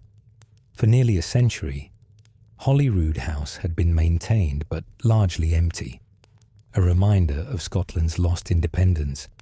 Now a Stuart prince was once again in residence, holding court, receiving visitors, issuing proclamations. For Jacobites, it must have seemed like the restoration of the natural order of things. The castle, however, remained in government hands. General Preston, commanding the garrison, refused to surrender. Charles lacked the heavy artillery necessary to besiege the castle effectively. He established a blockade, but this was more symbolic than effective. The castle's garrison could hold out indefinitely, and there was nothing Charles could do about it without proper siege guns. Eventually, Charles called off the blockade and simply left the castle alone. It was an irritant, a reminder that his control of Edinburgh was not complete, but it was not an immediate military threat. While Charles was enjoying his triumph in Edinburgh, General Sir John Cope was realizing that his decision to march to Inverness had been a serious mistake. He had essentially left all of southern Scotland undefended, allowing the Jacobites to capture Edinburgh unopposed. Now he needed to return to confront them. But rather than marching back overland, which would take too much time, Cope made another fateful decision. He would transport his army by sea. Cope marched his forces to Aberdeen, where they boarded ships. The fleet sailed south down the east coast of Scotland and landed at Dunbar, a port town about 30 miles east of Edinburgh.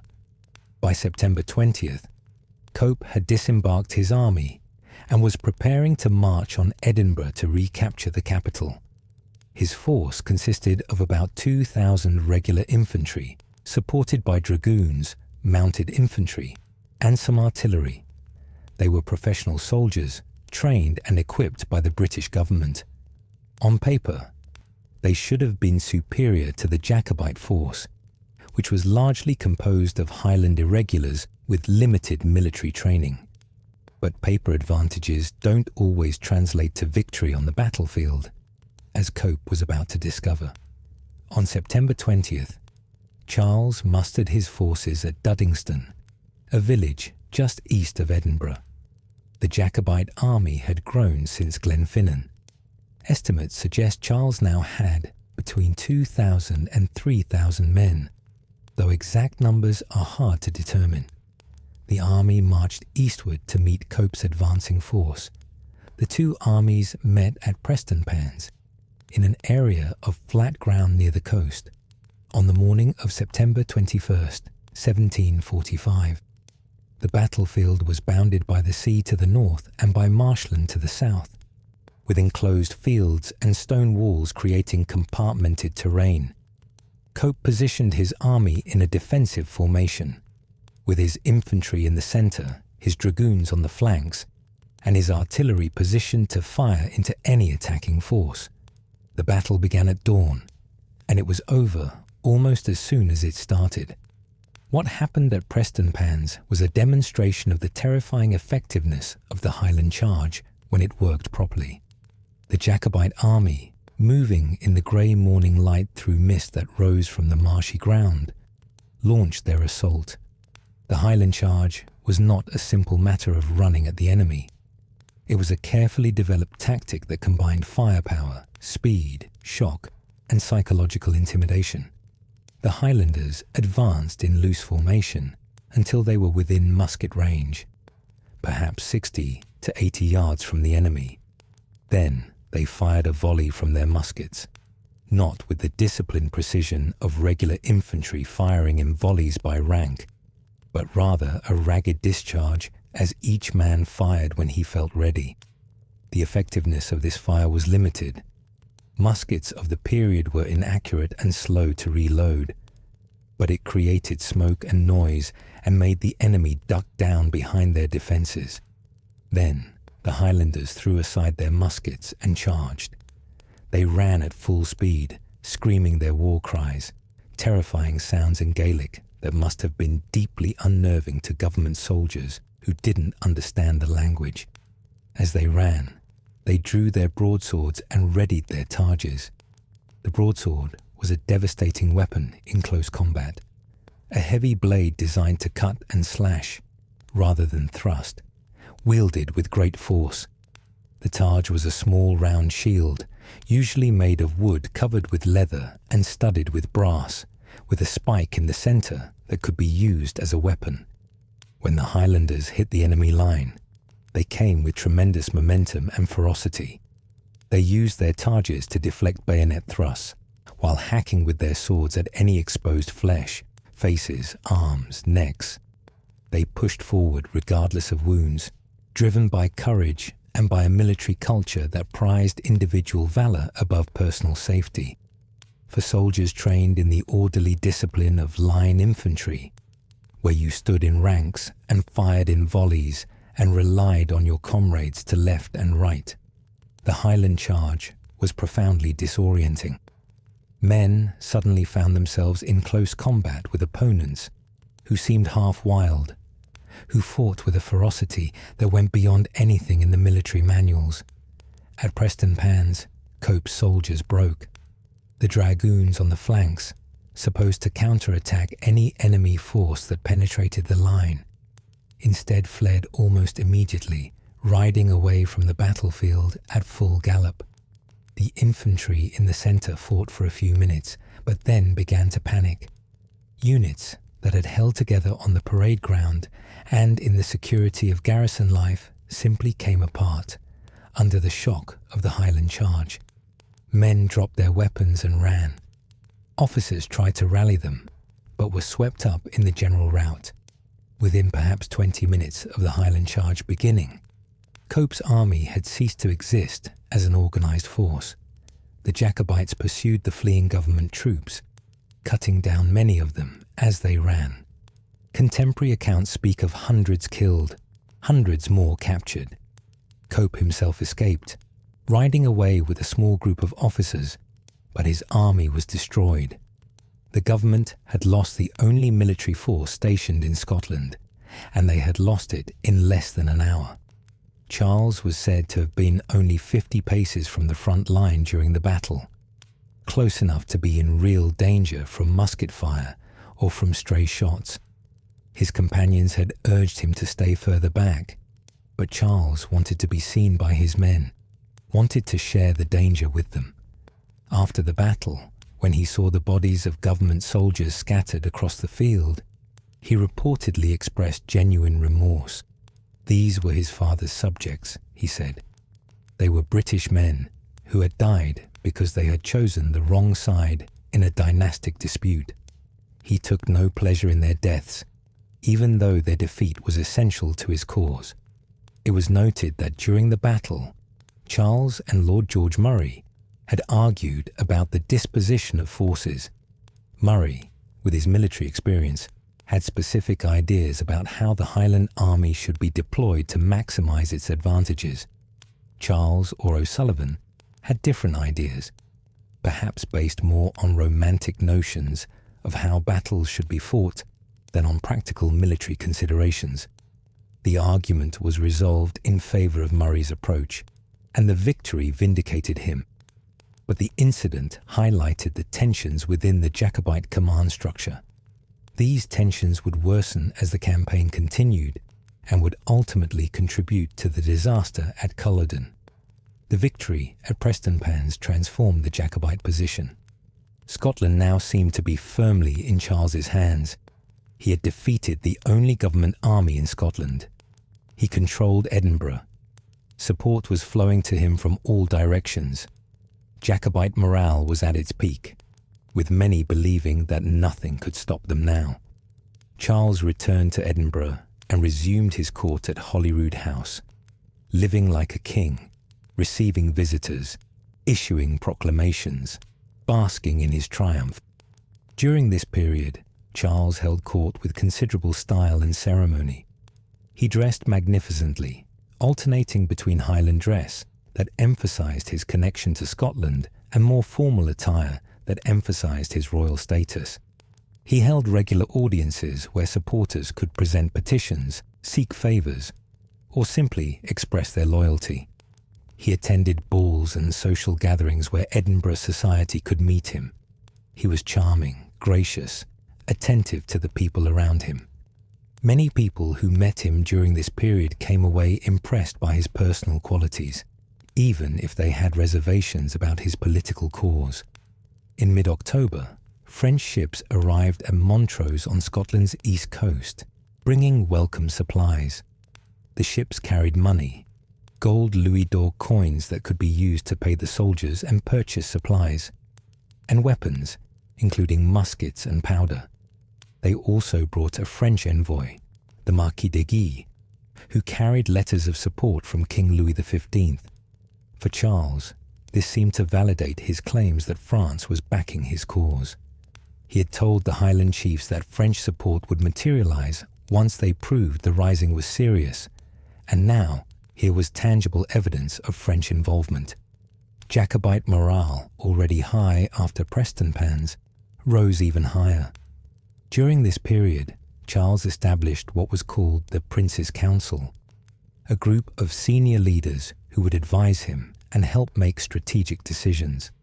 The council included the Duke of Perth, a Scottish noble who had joined the cause, Lord George Murray, the military commander, Sir Thomas Sheridan, Charles's old tutor, John O'Sullivan, the Irish Adjutant General, Murray of Broughton, who served as secretary, and various Highland chiefs including Lochiel of Clan Cameron, Keppoch of Clan MacDonald, Clan Ranald, and others. Charles resented the council from the start. He believed in the divine right of kings, which in his interpretation meant that he, as his father's regent, had the God-given authority to make decisions without consultation. He saw the council as an imposition by the Scots, an attempt to limit his authority, and he chafed against it. But the Scottish leaders insisted on having a voice in decision-making. They had raised their clans, risked their lands and lives, and they felt they had earned the right to be consulted about strategy. Lord Elcho, one of the Scottish nobles, later claimed that many Scots were already concerned during this Edinburgh period about Charles's autocratic style and the excessive influence of his Irish advisers, particularly O'Sullivan. The council met daily, and these meetings revealed growing divisions within the Jacobite leadership. The most crucial question facing them was what to do next.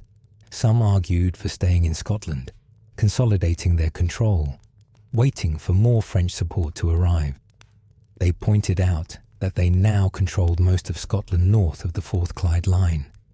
They had an army in the field, they held the capital, they had money and supplies. Why risk everything by invading England? But Charles was adamant that they must march south into England. His arguments were strategically sound, even if his confidence in English Jacobite support would prove to be badly misplaced. He argued that a victory confined to Scotland would never stand. The British government in London would simply send more armies north until the Jacobites were overwhelmed. They had to strike at the heart of power, at London itself. They needed to force a decisive confrontation, to rally English Jacobites to the cause, to make the restoration of his father a fait accompli that even the great powers of Europe would have to recognize. Only then would the cause truly succeed. The council debated intensely. The Highland chiefs were generally more cautious than Charles. They understood Highland warfare. Raiding, ambushes, quick strikes followed by fading back into the mountains. A conventional campaign deep into England, far from their base of support, seemed risky. But Charles's passion and determination gradually wore down their objections. He promised that English Jacobites would rise when the army appeared, that French reinforcements would arrive, that everything would come together once they showed the courage to act boldly. The debate also included discussion of what route to take into England. Charles initially wanted to march via Berwick and then Newcastle, a direct route down the east coast. But the council pointed out that Berwick was strongly fortified, and they lacked the artillery to besiege it effectively. A better approach would be through Carlisle in the northwest, which was less heavily fortified. Charles eventually agreed to this plan. On November 2nd, 1745, the main Jacobite army, now numbering approximately 6,000 men, headed south toward Carlisle. A smaller column made a feint toward the east, marching toward Kelso and making as if to head for Berwick and Newcastle, hoping to deceive General Wade, who commanded government forces based in Newcastle. The deception worked. Wade marched his forces eastward, expecting the Jacobites to come that way, while Charles's main army swung west toward Carlisle. The march south was through rugged border country, with the Jacobite army following old drovers' roads and military tracks. The weather was getting colder as November progressed, and many of the Highland soldiers were not accustomed to extended campaigning far from their homes. But spirits were generally good, and the army maintained its cohesion. By November 9th, the Jacobite army had surrounded Carlisle, an ancient border fortress that guarded one of the main routes between Scotland and England. Carlisle had formidable medieval walls and a castle that had withstood many sieges over the centuries, but the fortifications had not been well maintained. Some sections of wall were crumbling, and the garrison was weak, consisting of a few companies of militia and volunteers rather than regular troops. The garrison commander, Colonel Duran, knew he could not hold against a determined assault, but he hoped to hold out long enough for General Wade to bring relief. Charles established his headquarters at Brampton, a village about 9 miles from Carlisle. While the blockade of the city was completed by November 13th, the Jacobites began digging siege works, positioning such artillery as they had to bombard the walls. Charles sent messages to the garrison demanding surrender, warning that if they resisted and were taken by storm, there would be no quarter for the defenders. This was standard siege protocol of the period. A garrison that refused to surrender when its position was hopeless was considered to have forfeited the right to mercy. Wade attempted to march from Newcastle to relieve Carlisle, but the weather turned atrocious. A terrible storm struck, with high winds and driving rain that turned the roads into rivers of mud. Wade's army, trying to cross the Pennine Mountains in these conditions, made slow progress. His soldiers were exhausted, soaked through cold. Wade calculated that even if he pushed his men to their limits, he would not reach Carlisle in time. He turned back, leaving the garrison to its fate. On November 15th, 1745, with no prospect of relief and facing certain defeat if the Jacobites stormed the walls, Carlisle surrendered. The garrison marched out under terms of capitulation, and Charles entered the city in triumph on November 18th. he rode through Carlisle streets on a white charger, a deliberate piece of theatre designed to invoke images of medieval kings entering captured cities. The symbolism was not lost on observers. Here was a Stuart prince, riding in triumph into an English city, the first time the Jacobites had controlled English territory since the failure of the 1715 Rising. Charles took up residence at Highmore House in Carlisle, a comfortable residence belonging to a local gentleman. For several days, the army rested in and around the city, recovering from the march and the siege, gathering supplies, and preparing for the next stage of the campaign. Charles held another council of war to determine the next move. The debate was intense and revealed the deepening divisions within the Jacobite leadership. The cautious faction, led by Lord George Murray and several of the Highland chiefs, argued that the army should remain in Carlisle for the winter. They had achieved their immediate objective. They had entered England, captured an important fortress, demonstrated their military capability. Now they should consolidate their position, wait for more French support to arrive, see if English Jacobites would declare themselves once they saw the rising was serious. Pushing further into England without these assurances was dangerously reckless. Charles, however, was determined to press on. He had received encouraging reports from Lancashire, suggesting that there would be substantial support from English Jacobites when the army reached that region. He argued passionately that they had to maintain momentum, that stopping now would look like hesitation or weakness, that the path to London lay open if they would only have the courage to march. His optimism and determination once again swayed the council. The decision was made to continue south. Charles made one controversial decision before leaving Carlisle.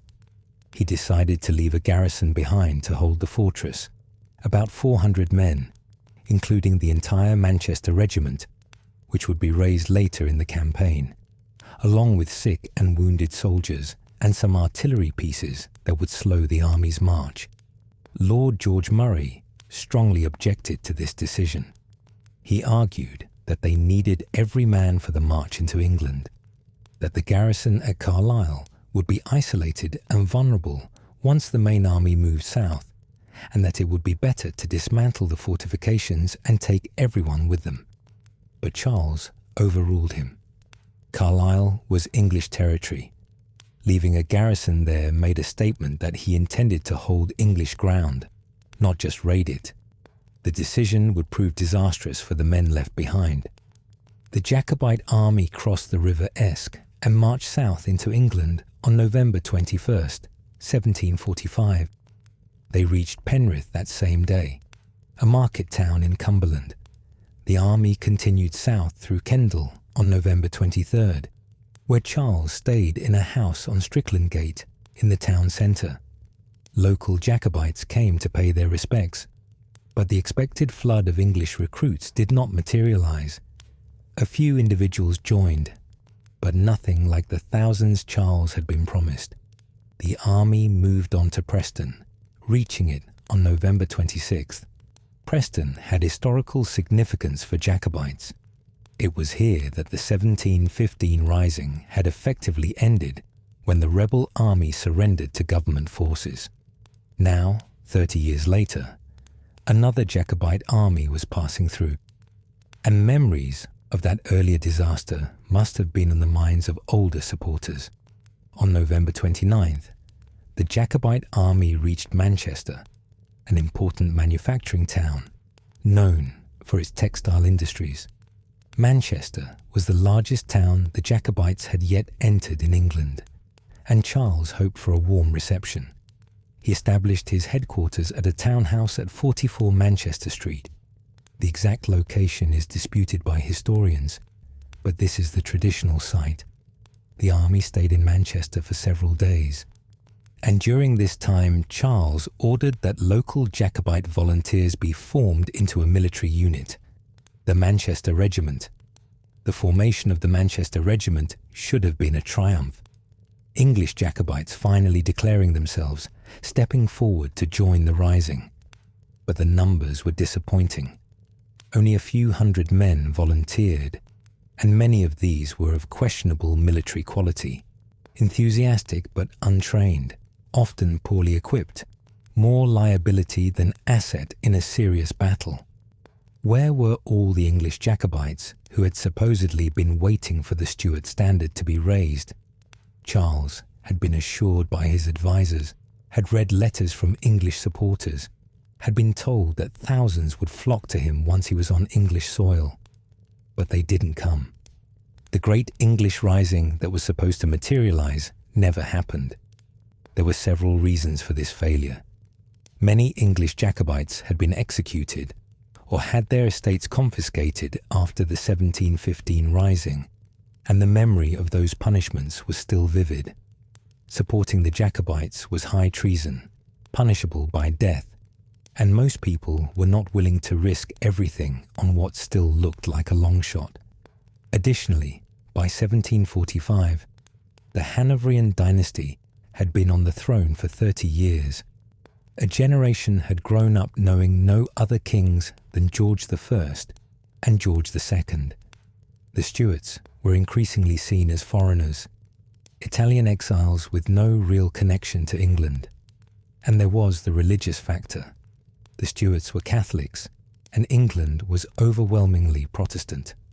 Many English people simply did not want a Catholic monarchy, regardless of questions about legitimacy and divine right.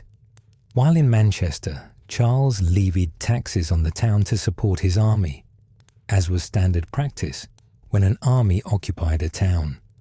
He also issued a proclamation ordering the repair of local bridges, a small administrative detail that showed he was trying to govern, not just raid. But the lack of English support was ominous, and some of the Scottish commanders were beginning to doubt whether continuing into England was wise. The army marched on, leaving Manchester on December 1st and heading for Macclesfield, then to Leek, and finally, on December 4th, to Derby. Derby was only 125 miles from London, a distance that could be covered by a marching army in less than a week. It was the deepest penetration into England that any Jacobite army had ever achieved.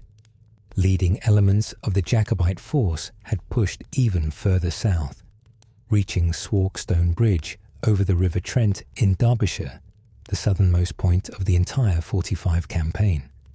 Charles established his headquarters at Exeter House in Derby, a building that, confusingly, no longer exists, and whose exact location is debated by historians. He was exhausted from the march but exhilarated by how far they had come. London was within reach. King George II was reportedly making preparations to flee to Hanover. The Bank of England had suspended payments, fearing a run on gold reserves. The stock market had crashed. The government appeared to be on the verge of collapse. It seemed as though one more push, one more march, and the dream would become reality. A Stuart would sit on the throne again, and Charles would go down in history as the prince who restored his family. But at Derby, on December 5th, 1745, Charles's council delivered devastating news that would haunt him for the rest of his life. Despite Charles's passionate objections, his commanders had decided that the army must turn back. They could not continue to London. The campaign, which had seemed so promising, was over. The decision was based on cold, hard military reality. Lord George Murray laid out the situation with brutal clarity. First, the promised English Jacobite rising had not materialized. Manchester had provided a few hundred men. Otherwise, England had remained loyal to King George. Second, there was no substantial French military support. The French had sent some supplies and money, but not the armies that would be needed to take London. Third, and most crucially, intelligence reports indicated that 3 separate government armies were converging on the Jacobites. General Wade was finally moving south from Newcastle with his army, estimated at 10,000 men. The Duke of Cumberland was approaching from the west with another army of similar size, and a third force, perhaps 20,000 strong, was being assembled to defend London itself. The Jacobite army, which numbered only about 5,500 men, it had grown slightly since leaving Scotland, but had also suffered desertions, was outnumbered by at least 6 to 1, possibly more. If they marched on London, Murray argued, they would be caught between multiple armies with no secure line of retreat and no hope of reinforcement. They would be destroyed. It would not be a battle. It would be a massacre. The only sensible option was to retreat to Scotland while they still could, regroup, wait for French support to arrive, and try again with better preparation. Charles argued desperately against the decision. He felt, and he was probably right in this respect, that turning back would look like defeat, would demoralize their own forces and embolden the government. He pointed out that the government armies had not yet actually concentrated against them, that with speed and boldness they might reach London before these forces could intercept them. He argued that once they were in London, once they proclaimed his father as king and seized the machinery of government, the situation would change. English Jacobites who had been afraid to declare themselves would flock to the winning side. France would have to provide more support to a restoration that was actually happening, rather than just a possibility. Everything would change if they would just have the courage to march on. But his commanders were adamant. They pointed out that Charles had been wrong about English Jacobite support.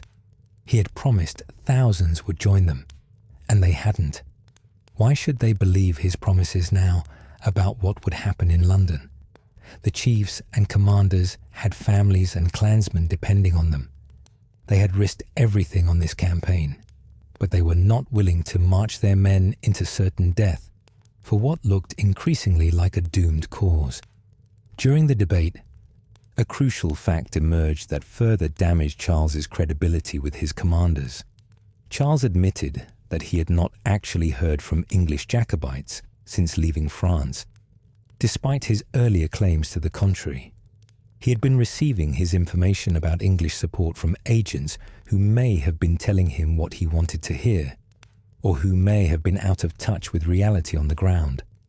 This admission, that Charles had essentially misled them about the level of English support, was devastating. The Scottish commanders felt betrayed. They had followed him this far based on his assurances, and now it turned out those assurances were worthless. Lord George Murray and the other commanders were not moved by Charles's pleas. The decision was made by majority vote of the council. The army would retreat to Scotland. Charles, heartbroken and furious, had no choice but to acquiesce.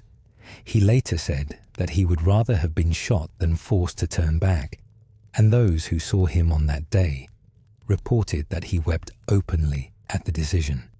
Some historians believe this was the moment when the Jacobite cause was truly lost, that if they had pushed on to London regardless of the odds, the psychological impact might have toppled the government even if military logic argued against it.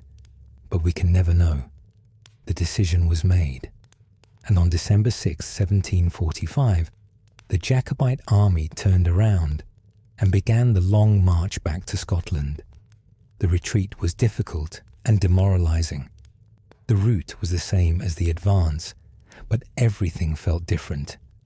When they had marched south, they had been filled with hope and momentum. Now they were retreating, and everyone knew it. Government forces pursued them closely, snapping at their heels. The weather turned worse. December in England can be cold, wet, and miserable, and the roads became muddy quagmires. The army retraced its steps through Derbyshire, Cheshire, Lancashire. They reached Manchester on December 9th, and Charles's mood was so foul that he demanded £5,000 from the town as punishment for not providing more support.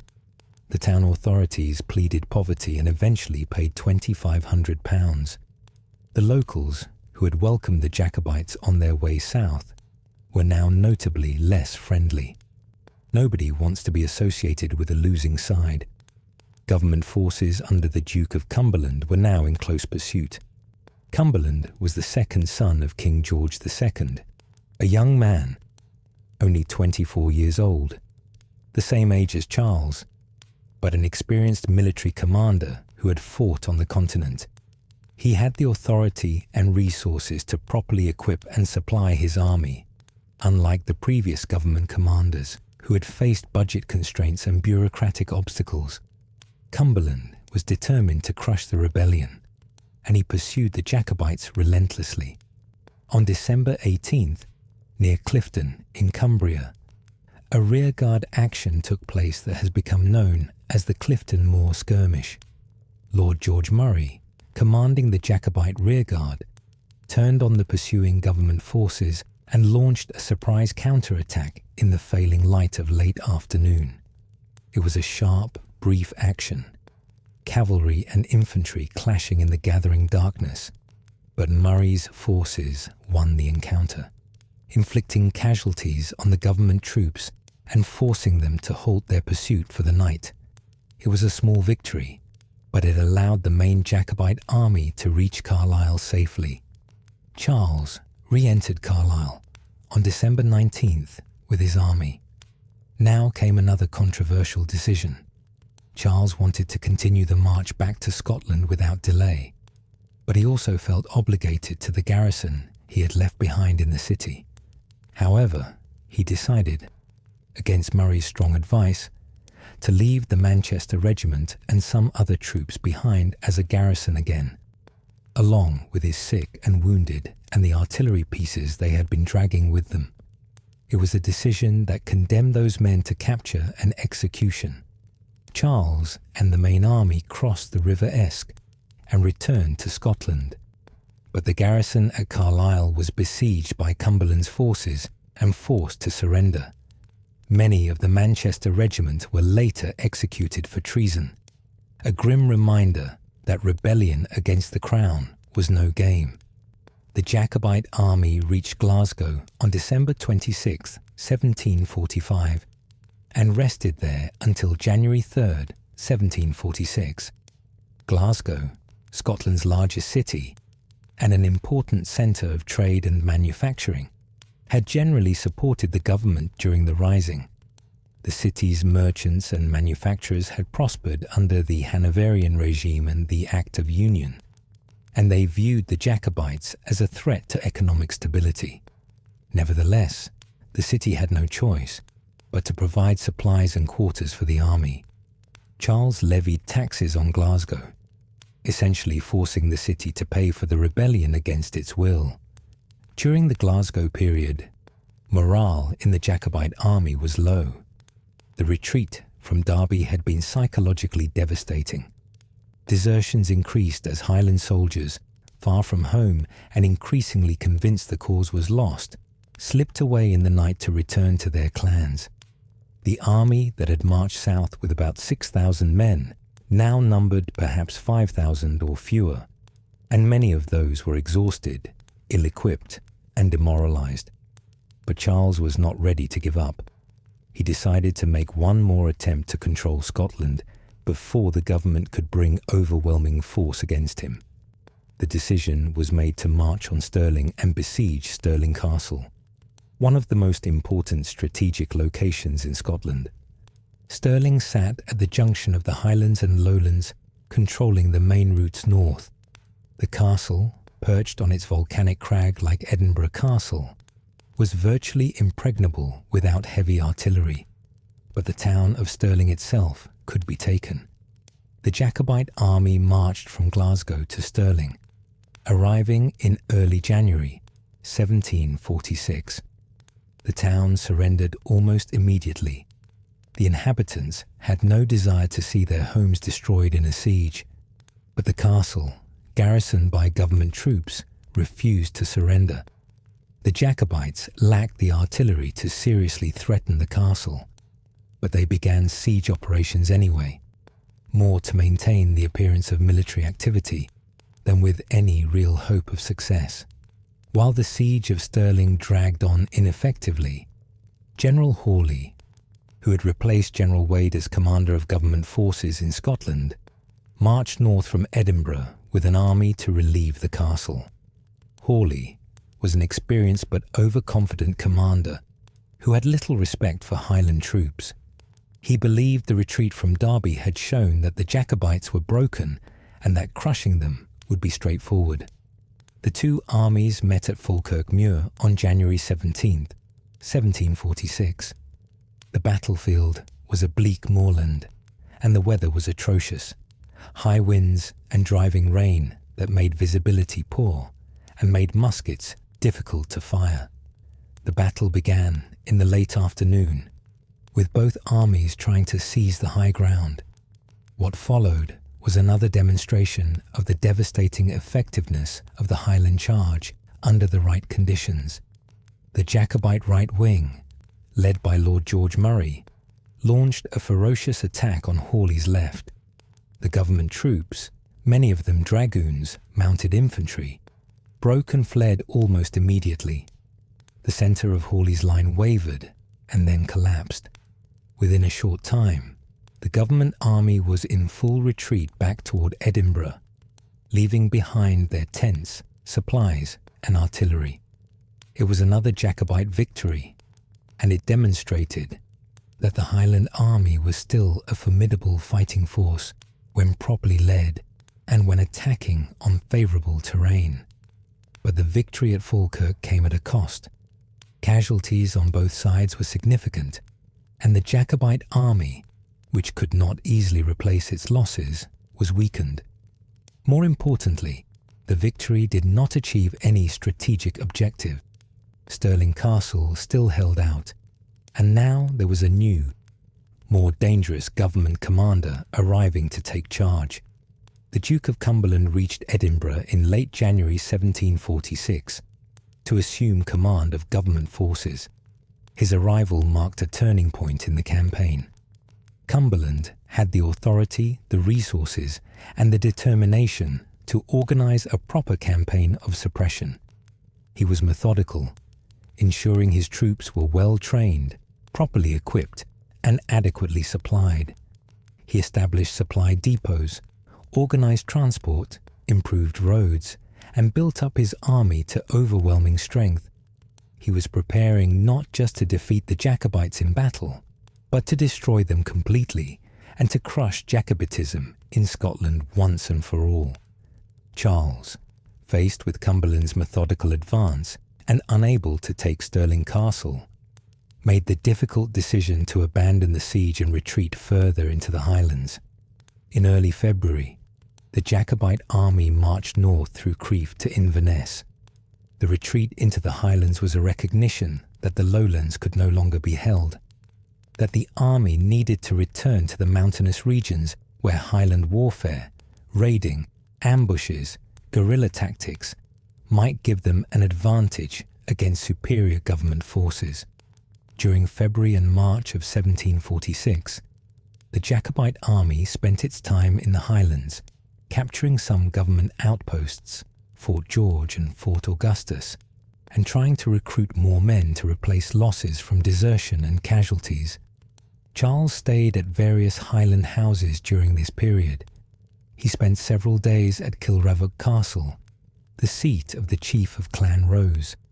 He also stayed at Moy Hall, where he narrowly avoided capture in an incident that has become part of Jacobite legend.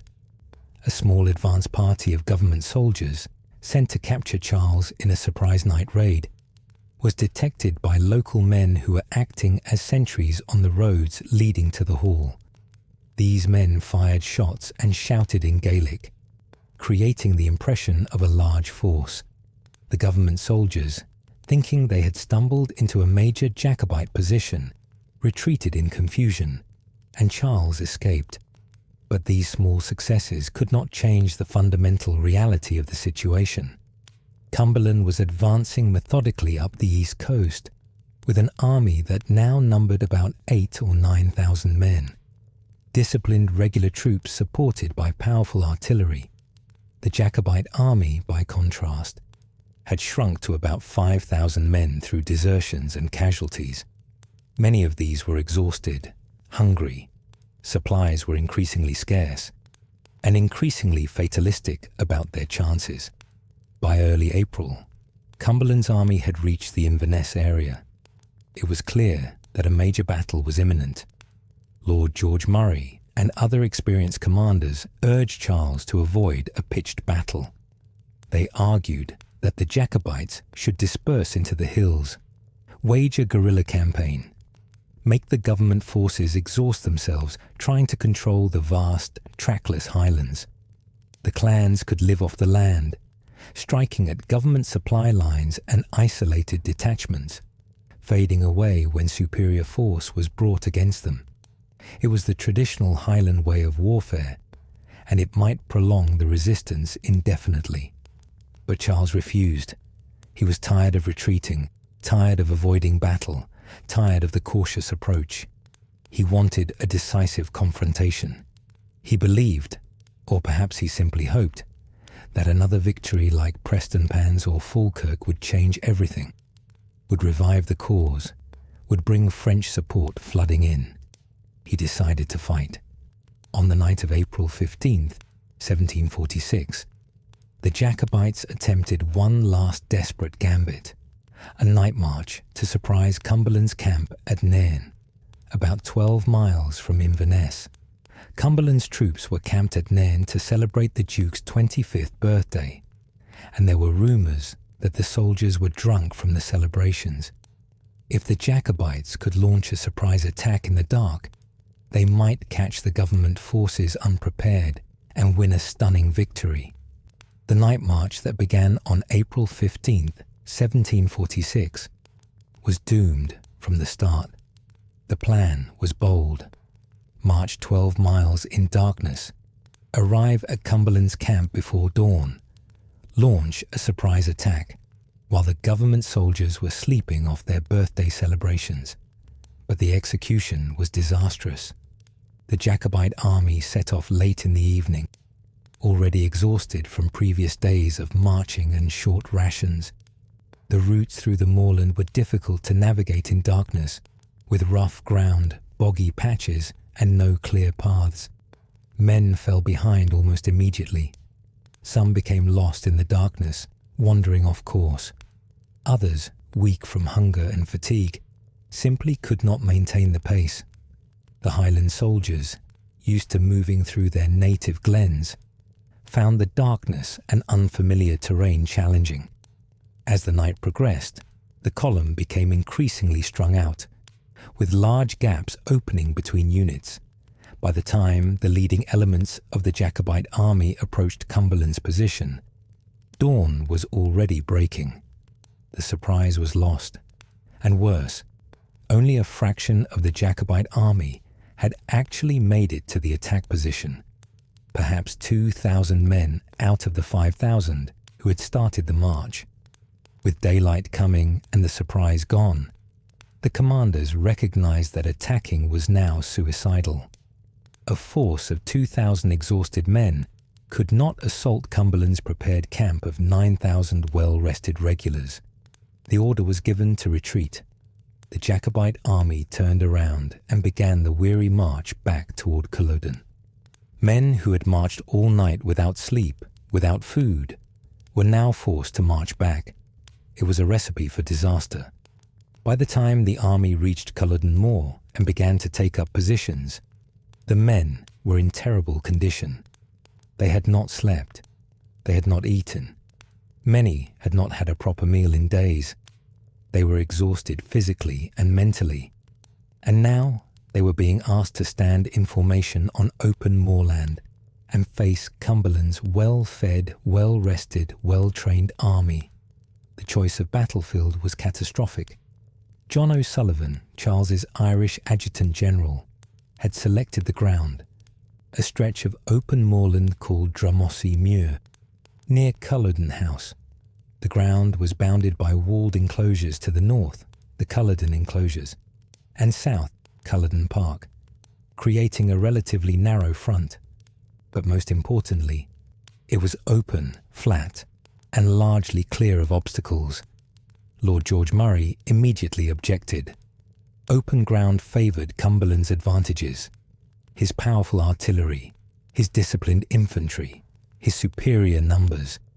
The Highland charge worked best when attackers could use terrain for cover, could approach close before being seen, could hit the enemy line with maximum shock. On open moorland, the Highlanders would be exposed to artillery fire for the entire distance they had to charge. 350 yards of open ground under constant bombardment. Murray urged Charles to choose different ground. The hills south of the River Nairn, perhaps, where rough terrain would neutralize Cumberland's advantages, or better yet, to avoid battle entirely, to disperse into the hills and wage the guerrilla campaign they had discussed. But Charles, frustrated and exhausted, refused to change the plan. O'Sullivan had chosen the ground, and Charles supported his decision. They would fight here. On the morning of April 16, 1746, Cumberland's army rose early from their camp at Nairn. The soldiers ate breakfast, bread, cheese, beer or brandy, and formed up into marching columns. They were confident. They had been trained specifically to fight Highlanders, drilling on new tactics that Cumberland had developed.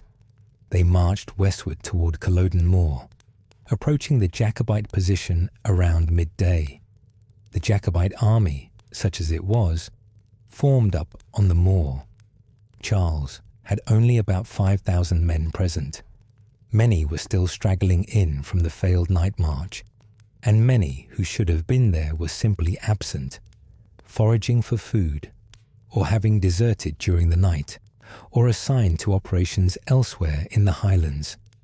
Those who were present formed into their clan regiments, taking their traditional positions. The MacDonalds, who claimed the honour of the right wing by ancient tradition, were instead placed on the left, which caused resentment and confusion. Clan Chatton held the right. The centre was held by other clans and by the few lowland units in the army. Behind the front line was a second line of reserves, including Irish and French regular troops who had come over to support the Jacobites. The Jacobite artillery, a motley collection of guns of different calibers, was positioned but poorly served by inexperienced crews. Cumberland's army deployed with professional precision. 8,000 to 9,000 men formed into three lines, with powerful artillery positioned at intervals along the front. Dragoons covered the flanks. It was a textbook formation, and the sight of it, the red coats stretching across the moor, the artillery pieces, the disciplined ranks, must have been daunting to the hungry, exhausted Jacobites facing them. Charles took up a position behind the lines, as his officers insisted. They were concerned for his safety and wanted him where he could observe the battle and issue orders without being in the front line. But this position meant Charles could not see clearly what was happening, could not gauge the mood of his troops, could not react quickly to changing circumstances. Around 1 o'clock in the afternoon, the Jacobite artillery opened fire, beginning the Battle of Culloden. The Jacobite guns were poorly aimed and ineffective, doing little damage to Cumberland's forces. Cumberland's artillery responded immediately, and the difference was stark. The government guns were properly sighted, properly aimed, and served by experienced crews. They began to pour fire into the densely packed Jacobite formations. For nearly half an hour, the Highlanders stood in their ranks while Cumberland's artillery systematically tore them apart. Round-shot, solid iron balls weighing 6 or 9 pounds screamed through the air and smashed into the Jacobite lines. When a round-shot hit a man, it didn't just kill him. It tore him apart, sending limbs and gore flying, the violence of it traumatizing everyone nearby. When a round shot passed through a formation, it might kill or maim several men in a line. Then Cumberland's gunners switched to grape shot, canvas bags filled with small iron balls that scattered when fired, turning each cannon into a giant shotgun. grapeshot was devastating against pack formations, cutting down multiple men with each discharge. The Highlanders stood and endured because Charles had not yet given the order to charge. He had hoped Cumberland's army would attack first, allowing the Jacobites to counterattack on more favourable terms. But Cumberland was too experienced to make that mistake. He was content to let his artillery do the work, methodically destroying the Jacobite army while his own men stood safely out of range.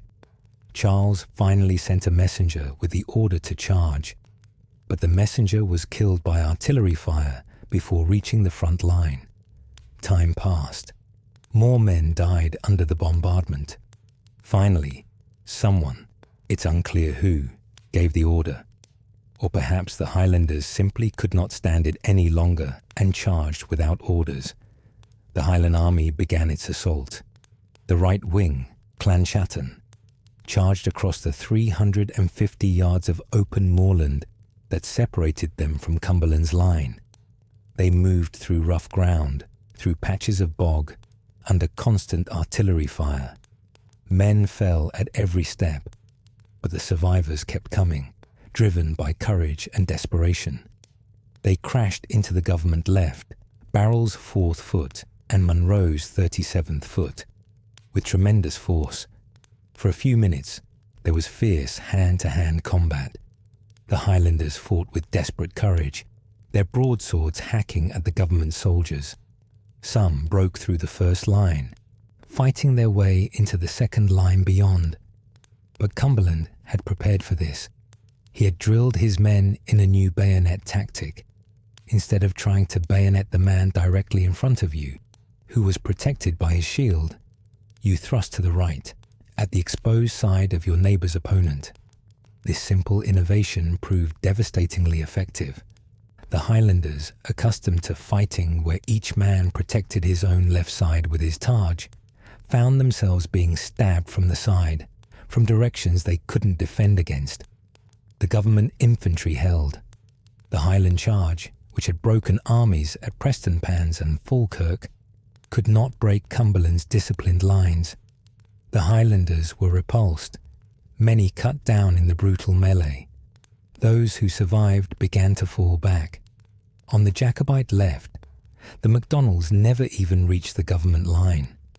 The ground was worse on that flank, boggy and difficult, and the MacDonalds advanced slowly, or not at all.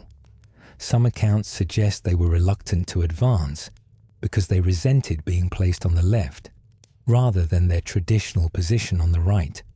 Whatever the reason, the Jacobite left wing never engaged. With 2/3 of the Jacobite army now in retreat or unable to advance, Cumberland ordered his cavalry forward. Dragoons swept around the flanks, cutting down fleeing Highlanders. The battle became a rout. The Jacobite army disintegrated. Men threw down their weapons and ran. Units that had held together for months simply ceased to exist as organized formations. The entire battle lasted less than 1 hour. In that hour, between 1,200 and 1,500 Jacobites were killed. Few were wounded and taken prisoner. Cumberland's men showed little mercy. The Duke had earlier drawn attention to captured Jacobite orders that supposedly instructed his men to give no quarter, and whether these orders were authentic or not, Cumberland's troops took them as license for brutality. Wounded Highlanders were bayoneted where they lay. Fleeing soldiers were chased and killed. It was a slaughter. Cumberland's own casualties were minimal, 50 dead, about 260 wounded.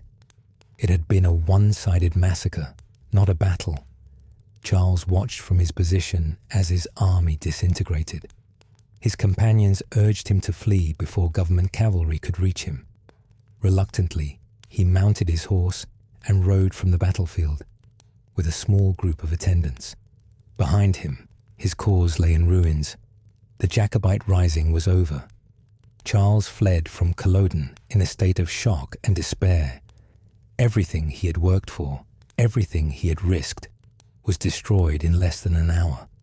The army that had marched to Derby, that had captured Edinburgh, that had won victories at Prestonpans and Falkirk, was gone. Many of the men who had followed him loyally for months were dead or captured.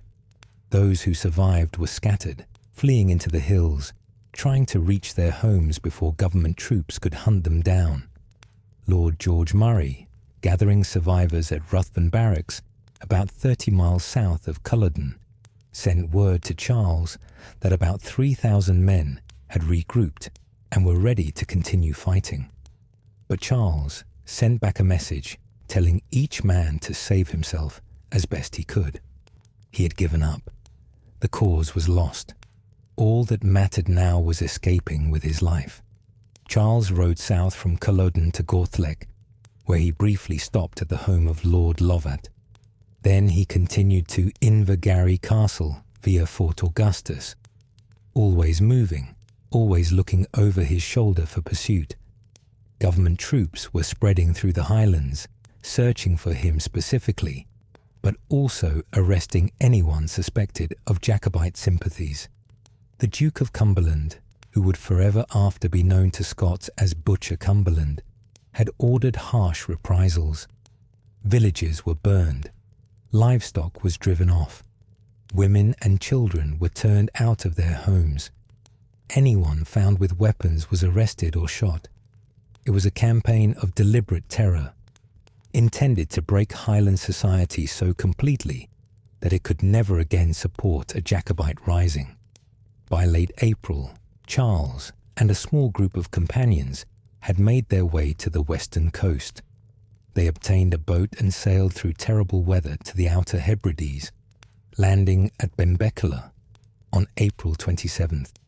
For the next 2 months, Charles moved between the islands, Benbecula, South Uist, North Uist, Harris, Lewis, always one step ahead of government search parties. The government had placed a reward of £30,000 on Charles's head, an absolutely enormous sum, equivalent to several £1,000,000 in modern money. Anyone who captured or betrayed Charles could live in luxury for the rest of their lives. Yet despite this massive incentive, despite the intensive search, despite the poverty of the people who sheltered him, Charles was never betrayed. The loyalty of ordinary Highland people to the fugitive prince became legendary. Charles lived rough during these months. He slept in caves, in shepherds' bothies, in ruined cottages, often with only a plaid for covering. He ate whatever could be found: oatmeal, fish, sometimes game if they could hunt it. His fine clothes became rags. He grew a beard. He was bitten by midges and soaked by rain. It was a far cry from the palaces of Rome, or even from his brief glory in Edinburgh. The people who helped him took extraordinary risks. They were poor, crofters, fishermen, shepherds, who had little to gain and everything to lose. If caught helping the prince, they would be arrested, their homes burned, their families evicted. But they helped anyway, guiding him from one hiding place to another, sharing their meager food, standing watch while he slept. Among those who helped him was Neil McEachen, who became one of his most trusted companions during the months of flight. McEachen was a local man who knew the islands intimately, who could speak Gaelic and navigate the complex social networks of Highland society. He guided Charles through the most difficult terrain, helped him avoid government search parties, and eventually played a crucial role in arranging his escape to Skye. In early June, Charles took refuge in Glen Corridale on South Uist, a remote glen that offered some security, but government forces were closing in, and it became clear he needed to move again. On June 11th, through Hugh MacDonald of Armadale, ironically, the commander of a government militia, Charles was introduced to Flora MacDonald, a young woman who would become forever linked with his story. Flora MacDonald was 24 years old, from a family that had generally supported the government during the Rising. She was initially reluctant to help, She understood the enormous risks, but she was persuaded, whether by sympathy for Charles's desperate situation, by family pressure, or by fear that his continued presence endangered her relatives. The plan was audacious. Flora obtained a permit to travel from Benbecula to Skye, ostensibly to visit family. The permit included passage for herself, a manservant, Captain O'Neill, an Irish spinning maid named Betty Burke, Charles in disguise, and a boat crew. Charles was dressed in women's clothing, a calico gown, quilted petticoat, and a cap to hide his face. He must have looked ridiculous. He was tall for a woman. His hands were large and masculine. His features were distinctly male despite his beard being shaved. But they hoped the disguise would be enough to pass casual inspection. On June 28, 1746, as government militia landed nearby, Flora's party set sail from Benbecula. The small boat made its way across the water towards Skye. Any government vessel that stopped them would immediately see through the disguise if they looked carefully. But fortune favoured them, and they reached Skye safely. They landed near Munkstadt, and Lady Margaret MacDonald arranged for Charles to remove his disguise and be taken to a safe house. The next day, Charles was escorted to Portree, where a boat was arranged to take him to Racy. At Portree, Charles and Flora said goodbye. According to legend, he gave her a locket containing his portrait as thanks for her help. They never met again. Charles spent the next 2.5 months continuing his flight through the Western Highlands. He moved through some of the most remote and rugged terrain in Britain. Mountains, glens, moorlands where few people lived, and where government troops could not easily search. He was helped by numerous people, including Cluny Macpherson, who sheltered him in a remarkable hideout called Cluny's Cage, built into the rocks on Ben Alder. Finally, in September, word reached Charles that French ships had returned to Loch Nan-Uam, the same place where he had first landed in Scotland 14 months earlier. On September 19th, 1746, Charles boarded the French frigate L'Heureux. With him were other Jacobite fugitives who had been in hiding. As the ship set sail, Charles looked back at the Scottish coast.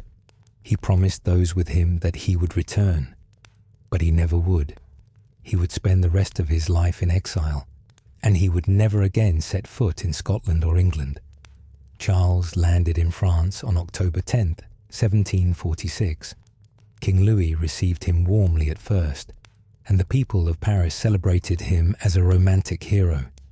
But this initial enthusiasm would not last. Charles was about to discover that at 25 years old, the defining moment of his life was already behind him. The next 42 years would be an anticlimax, a long, slow decline marked by disappointment, failure, broken relationships, and self-destruction through alcohol. In March 1747, Charles travelled to Madrid seeking Spanish support for another attempt. King Ferdinand rejected him. Spain had no interest in spending resources on the Stuart cause. Charles's relationship with his brother Henry deteriorated when Henry accepted a cardinal's hat in July 1747, essentially removing himself from the line of succession. Charles was furious, viewing it as betrayal of the family's claim. He broke off communication with his father, who had approved Henry's decision. During his time in France, Charles had numerous affairs and mistresses. His relationship with his cousin, Marie-Louise de la Tour d'Auvergne, resulted in a son born in July 1748, but the baby died 5 months later. The relationship ended when Marie-Louise's family forced her to break it off. In December 1748, as the War of the Austrian Succession ended, France and Britain signed the Treaty of Aix-la-Chapelle. One term required France to expel the Stuarts. Charles was arrested at the Opera, briefly imprisoned, and then expelled from France. It was humiliating. The French who had welcomed him now treated him as an unwanted embarrassment. Charles moved to Avignon and then Lunéville. In 1750, he made a secret journey to London, where he converted to Protestantism in a futile attempt to make himself more acceptable to English Jacobites. The conversion was kept secret and made no practical difference. Charles began a relationship with Clementina Walkinshaw, who bore him a daughter, Charlotte, in October 1753. But the relationship was turbulent. Charles's drinking increased. His behavior became erratic and sometimes violent. In 1760, Clementina left him, taking Charlotte with her. In 1759, France considered using Charles in another invasion attempt during the 7 Years' War. But when the French foreign minister met with Charles, he found him drunk, argumentative, and unrealistic. The French dismissed any idea of Jacobite involvement. It was Charles's last chance to reclaim the throne, and he had squandered it. Charles's father James died on January 1st, 1766. Pope Clement refused to recognize Charles as Charles III. Even the papacy had given up on the Stuart cause. Charles moved into his father's palace in Rome, but was no longer treated as royalty by European powers. By 1771, Charles was 51 and unmarried. His supporters worried the Stuart line would die out. In 1772, Charles married Princess Louise of Stolberg-Gedden, a 19-year-old bride. The marriage was unhappy from the start. Charles's health was poor.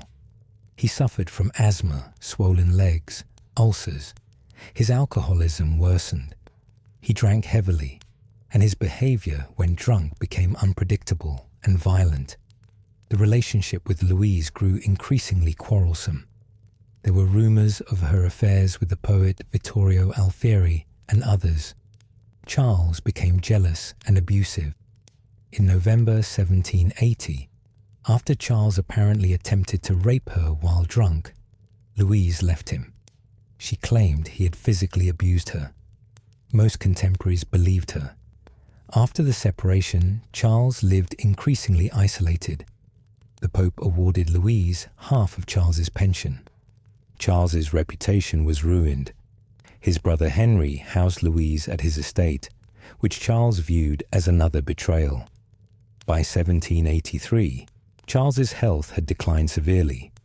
He fell seriously ill and was given last rites.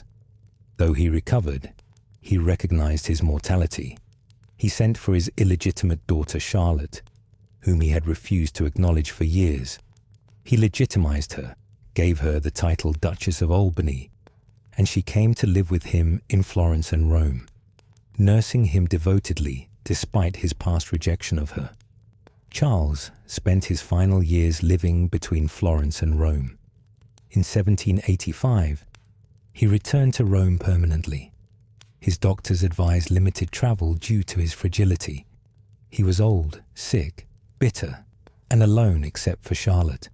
He was a shadow of the handsome prince who had charmed Edinburgh 40 years earlier. On January 30th, 1788, Charles suffered a stroke.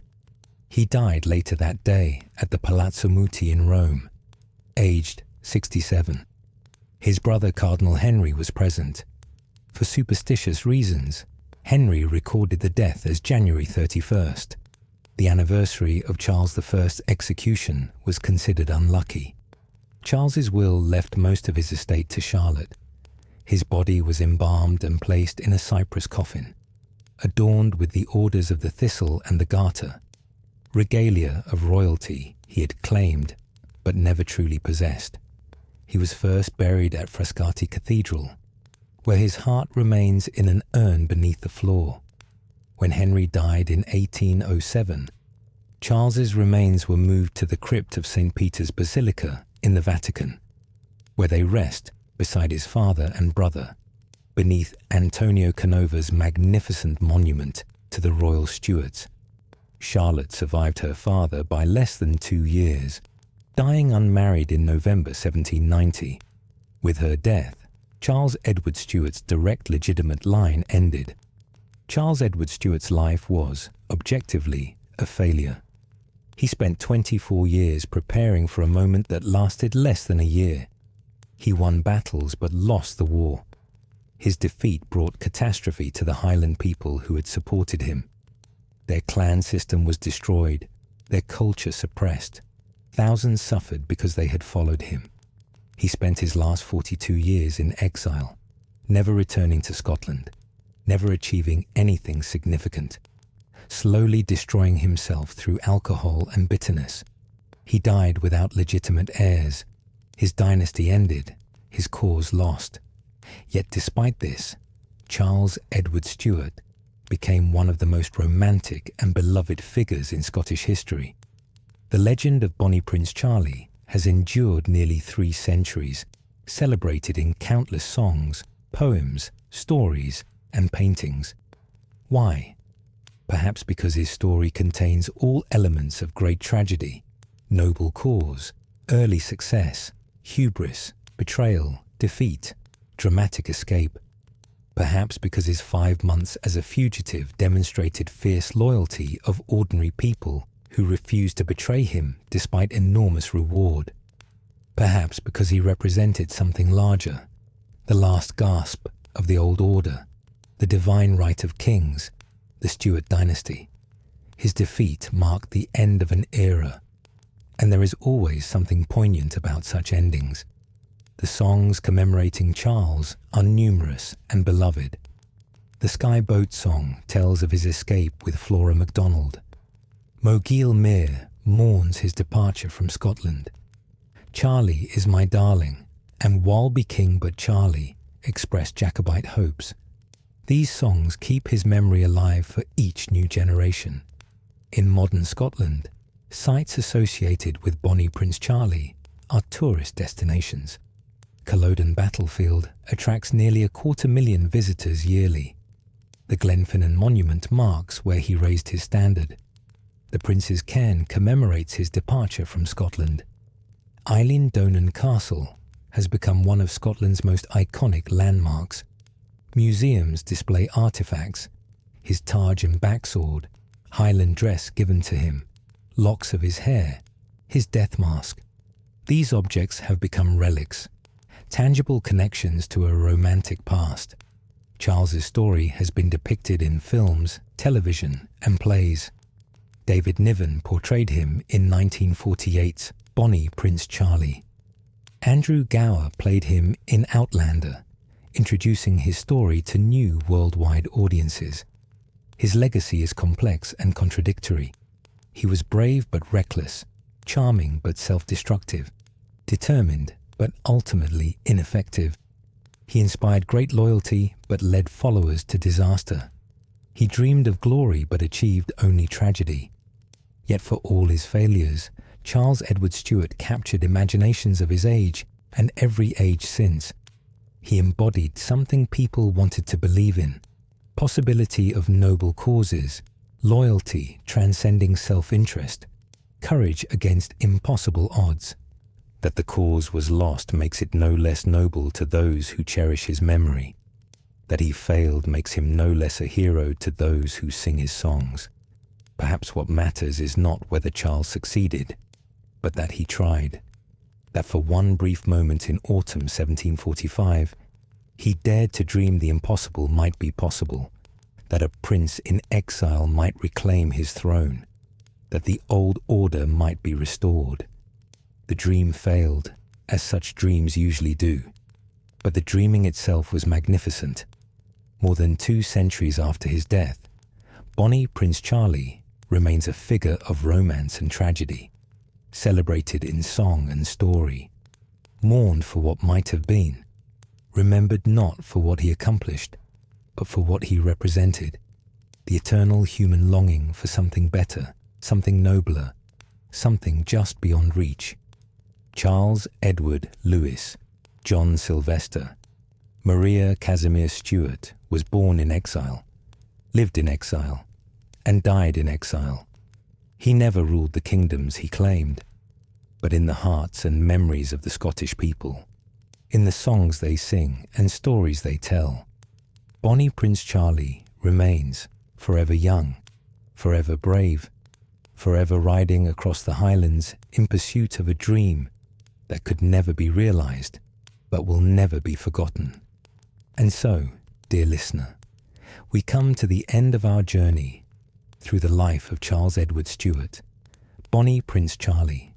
From his birth in the palaces of Rome to his daring landing in Scotland, from his victories and crushing defeat to his legendary escape and long years of exile, we have followed the story of one of history's most romantic and tragic figures. Thank you for spending this peaceful time with me here at Sleepy Crown.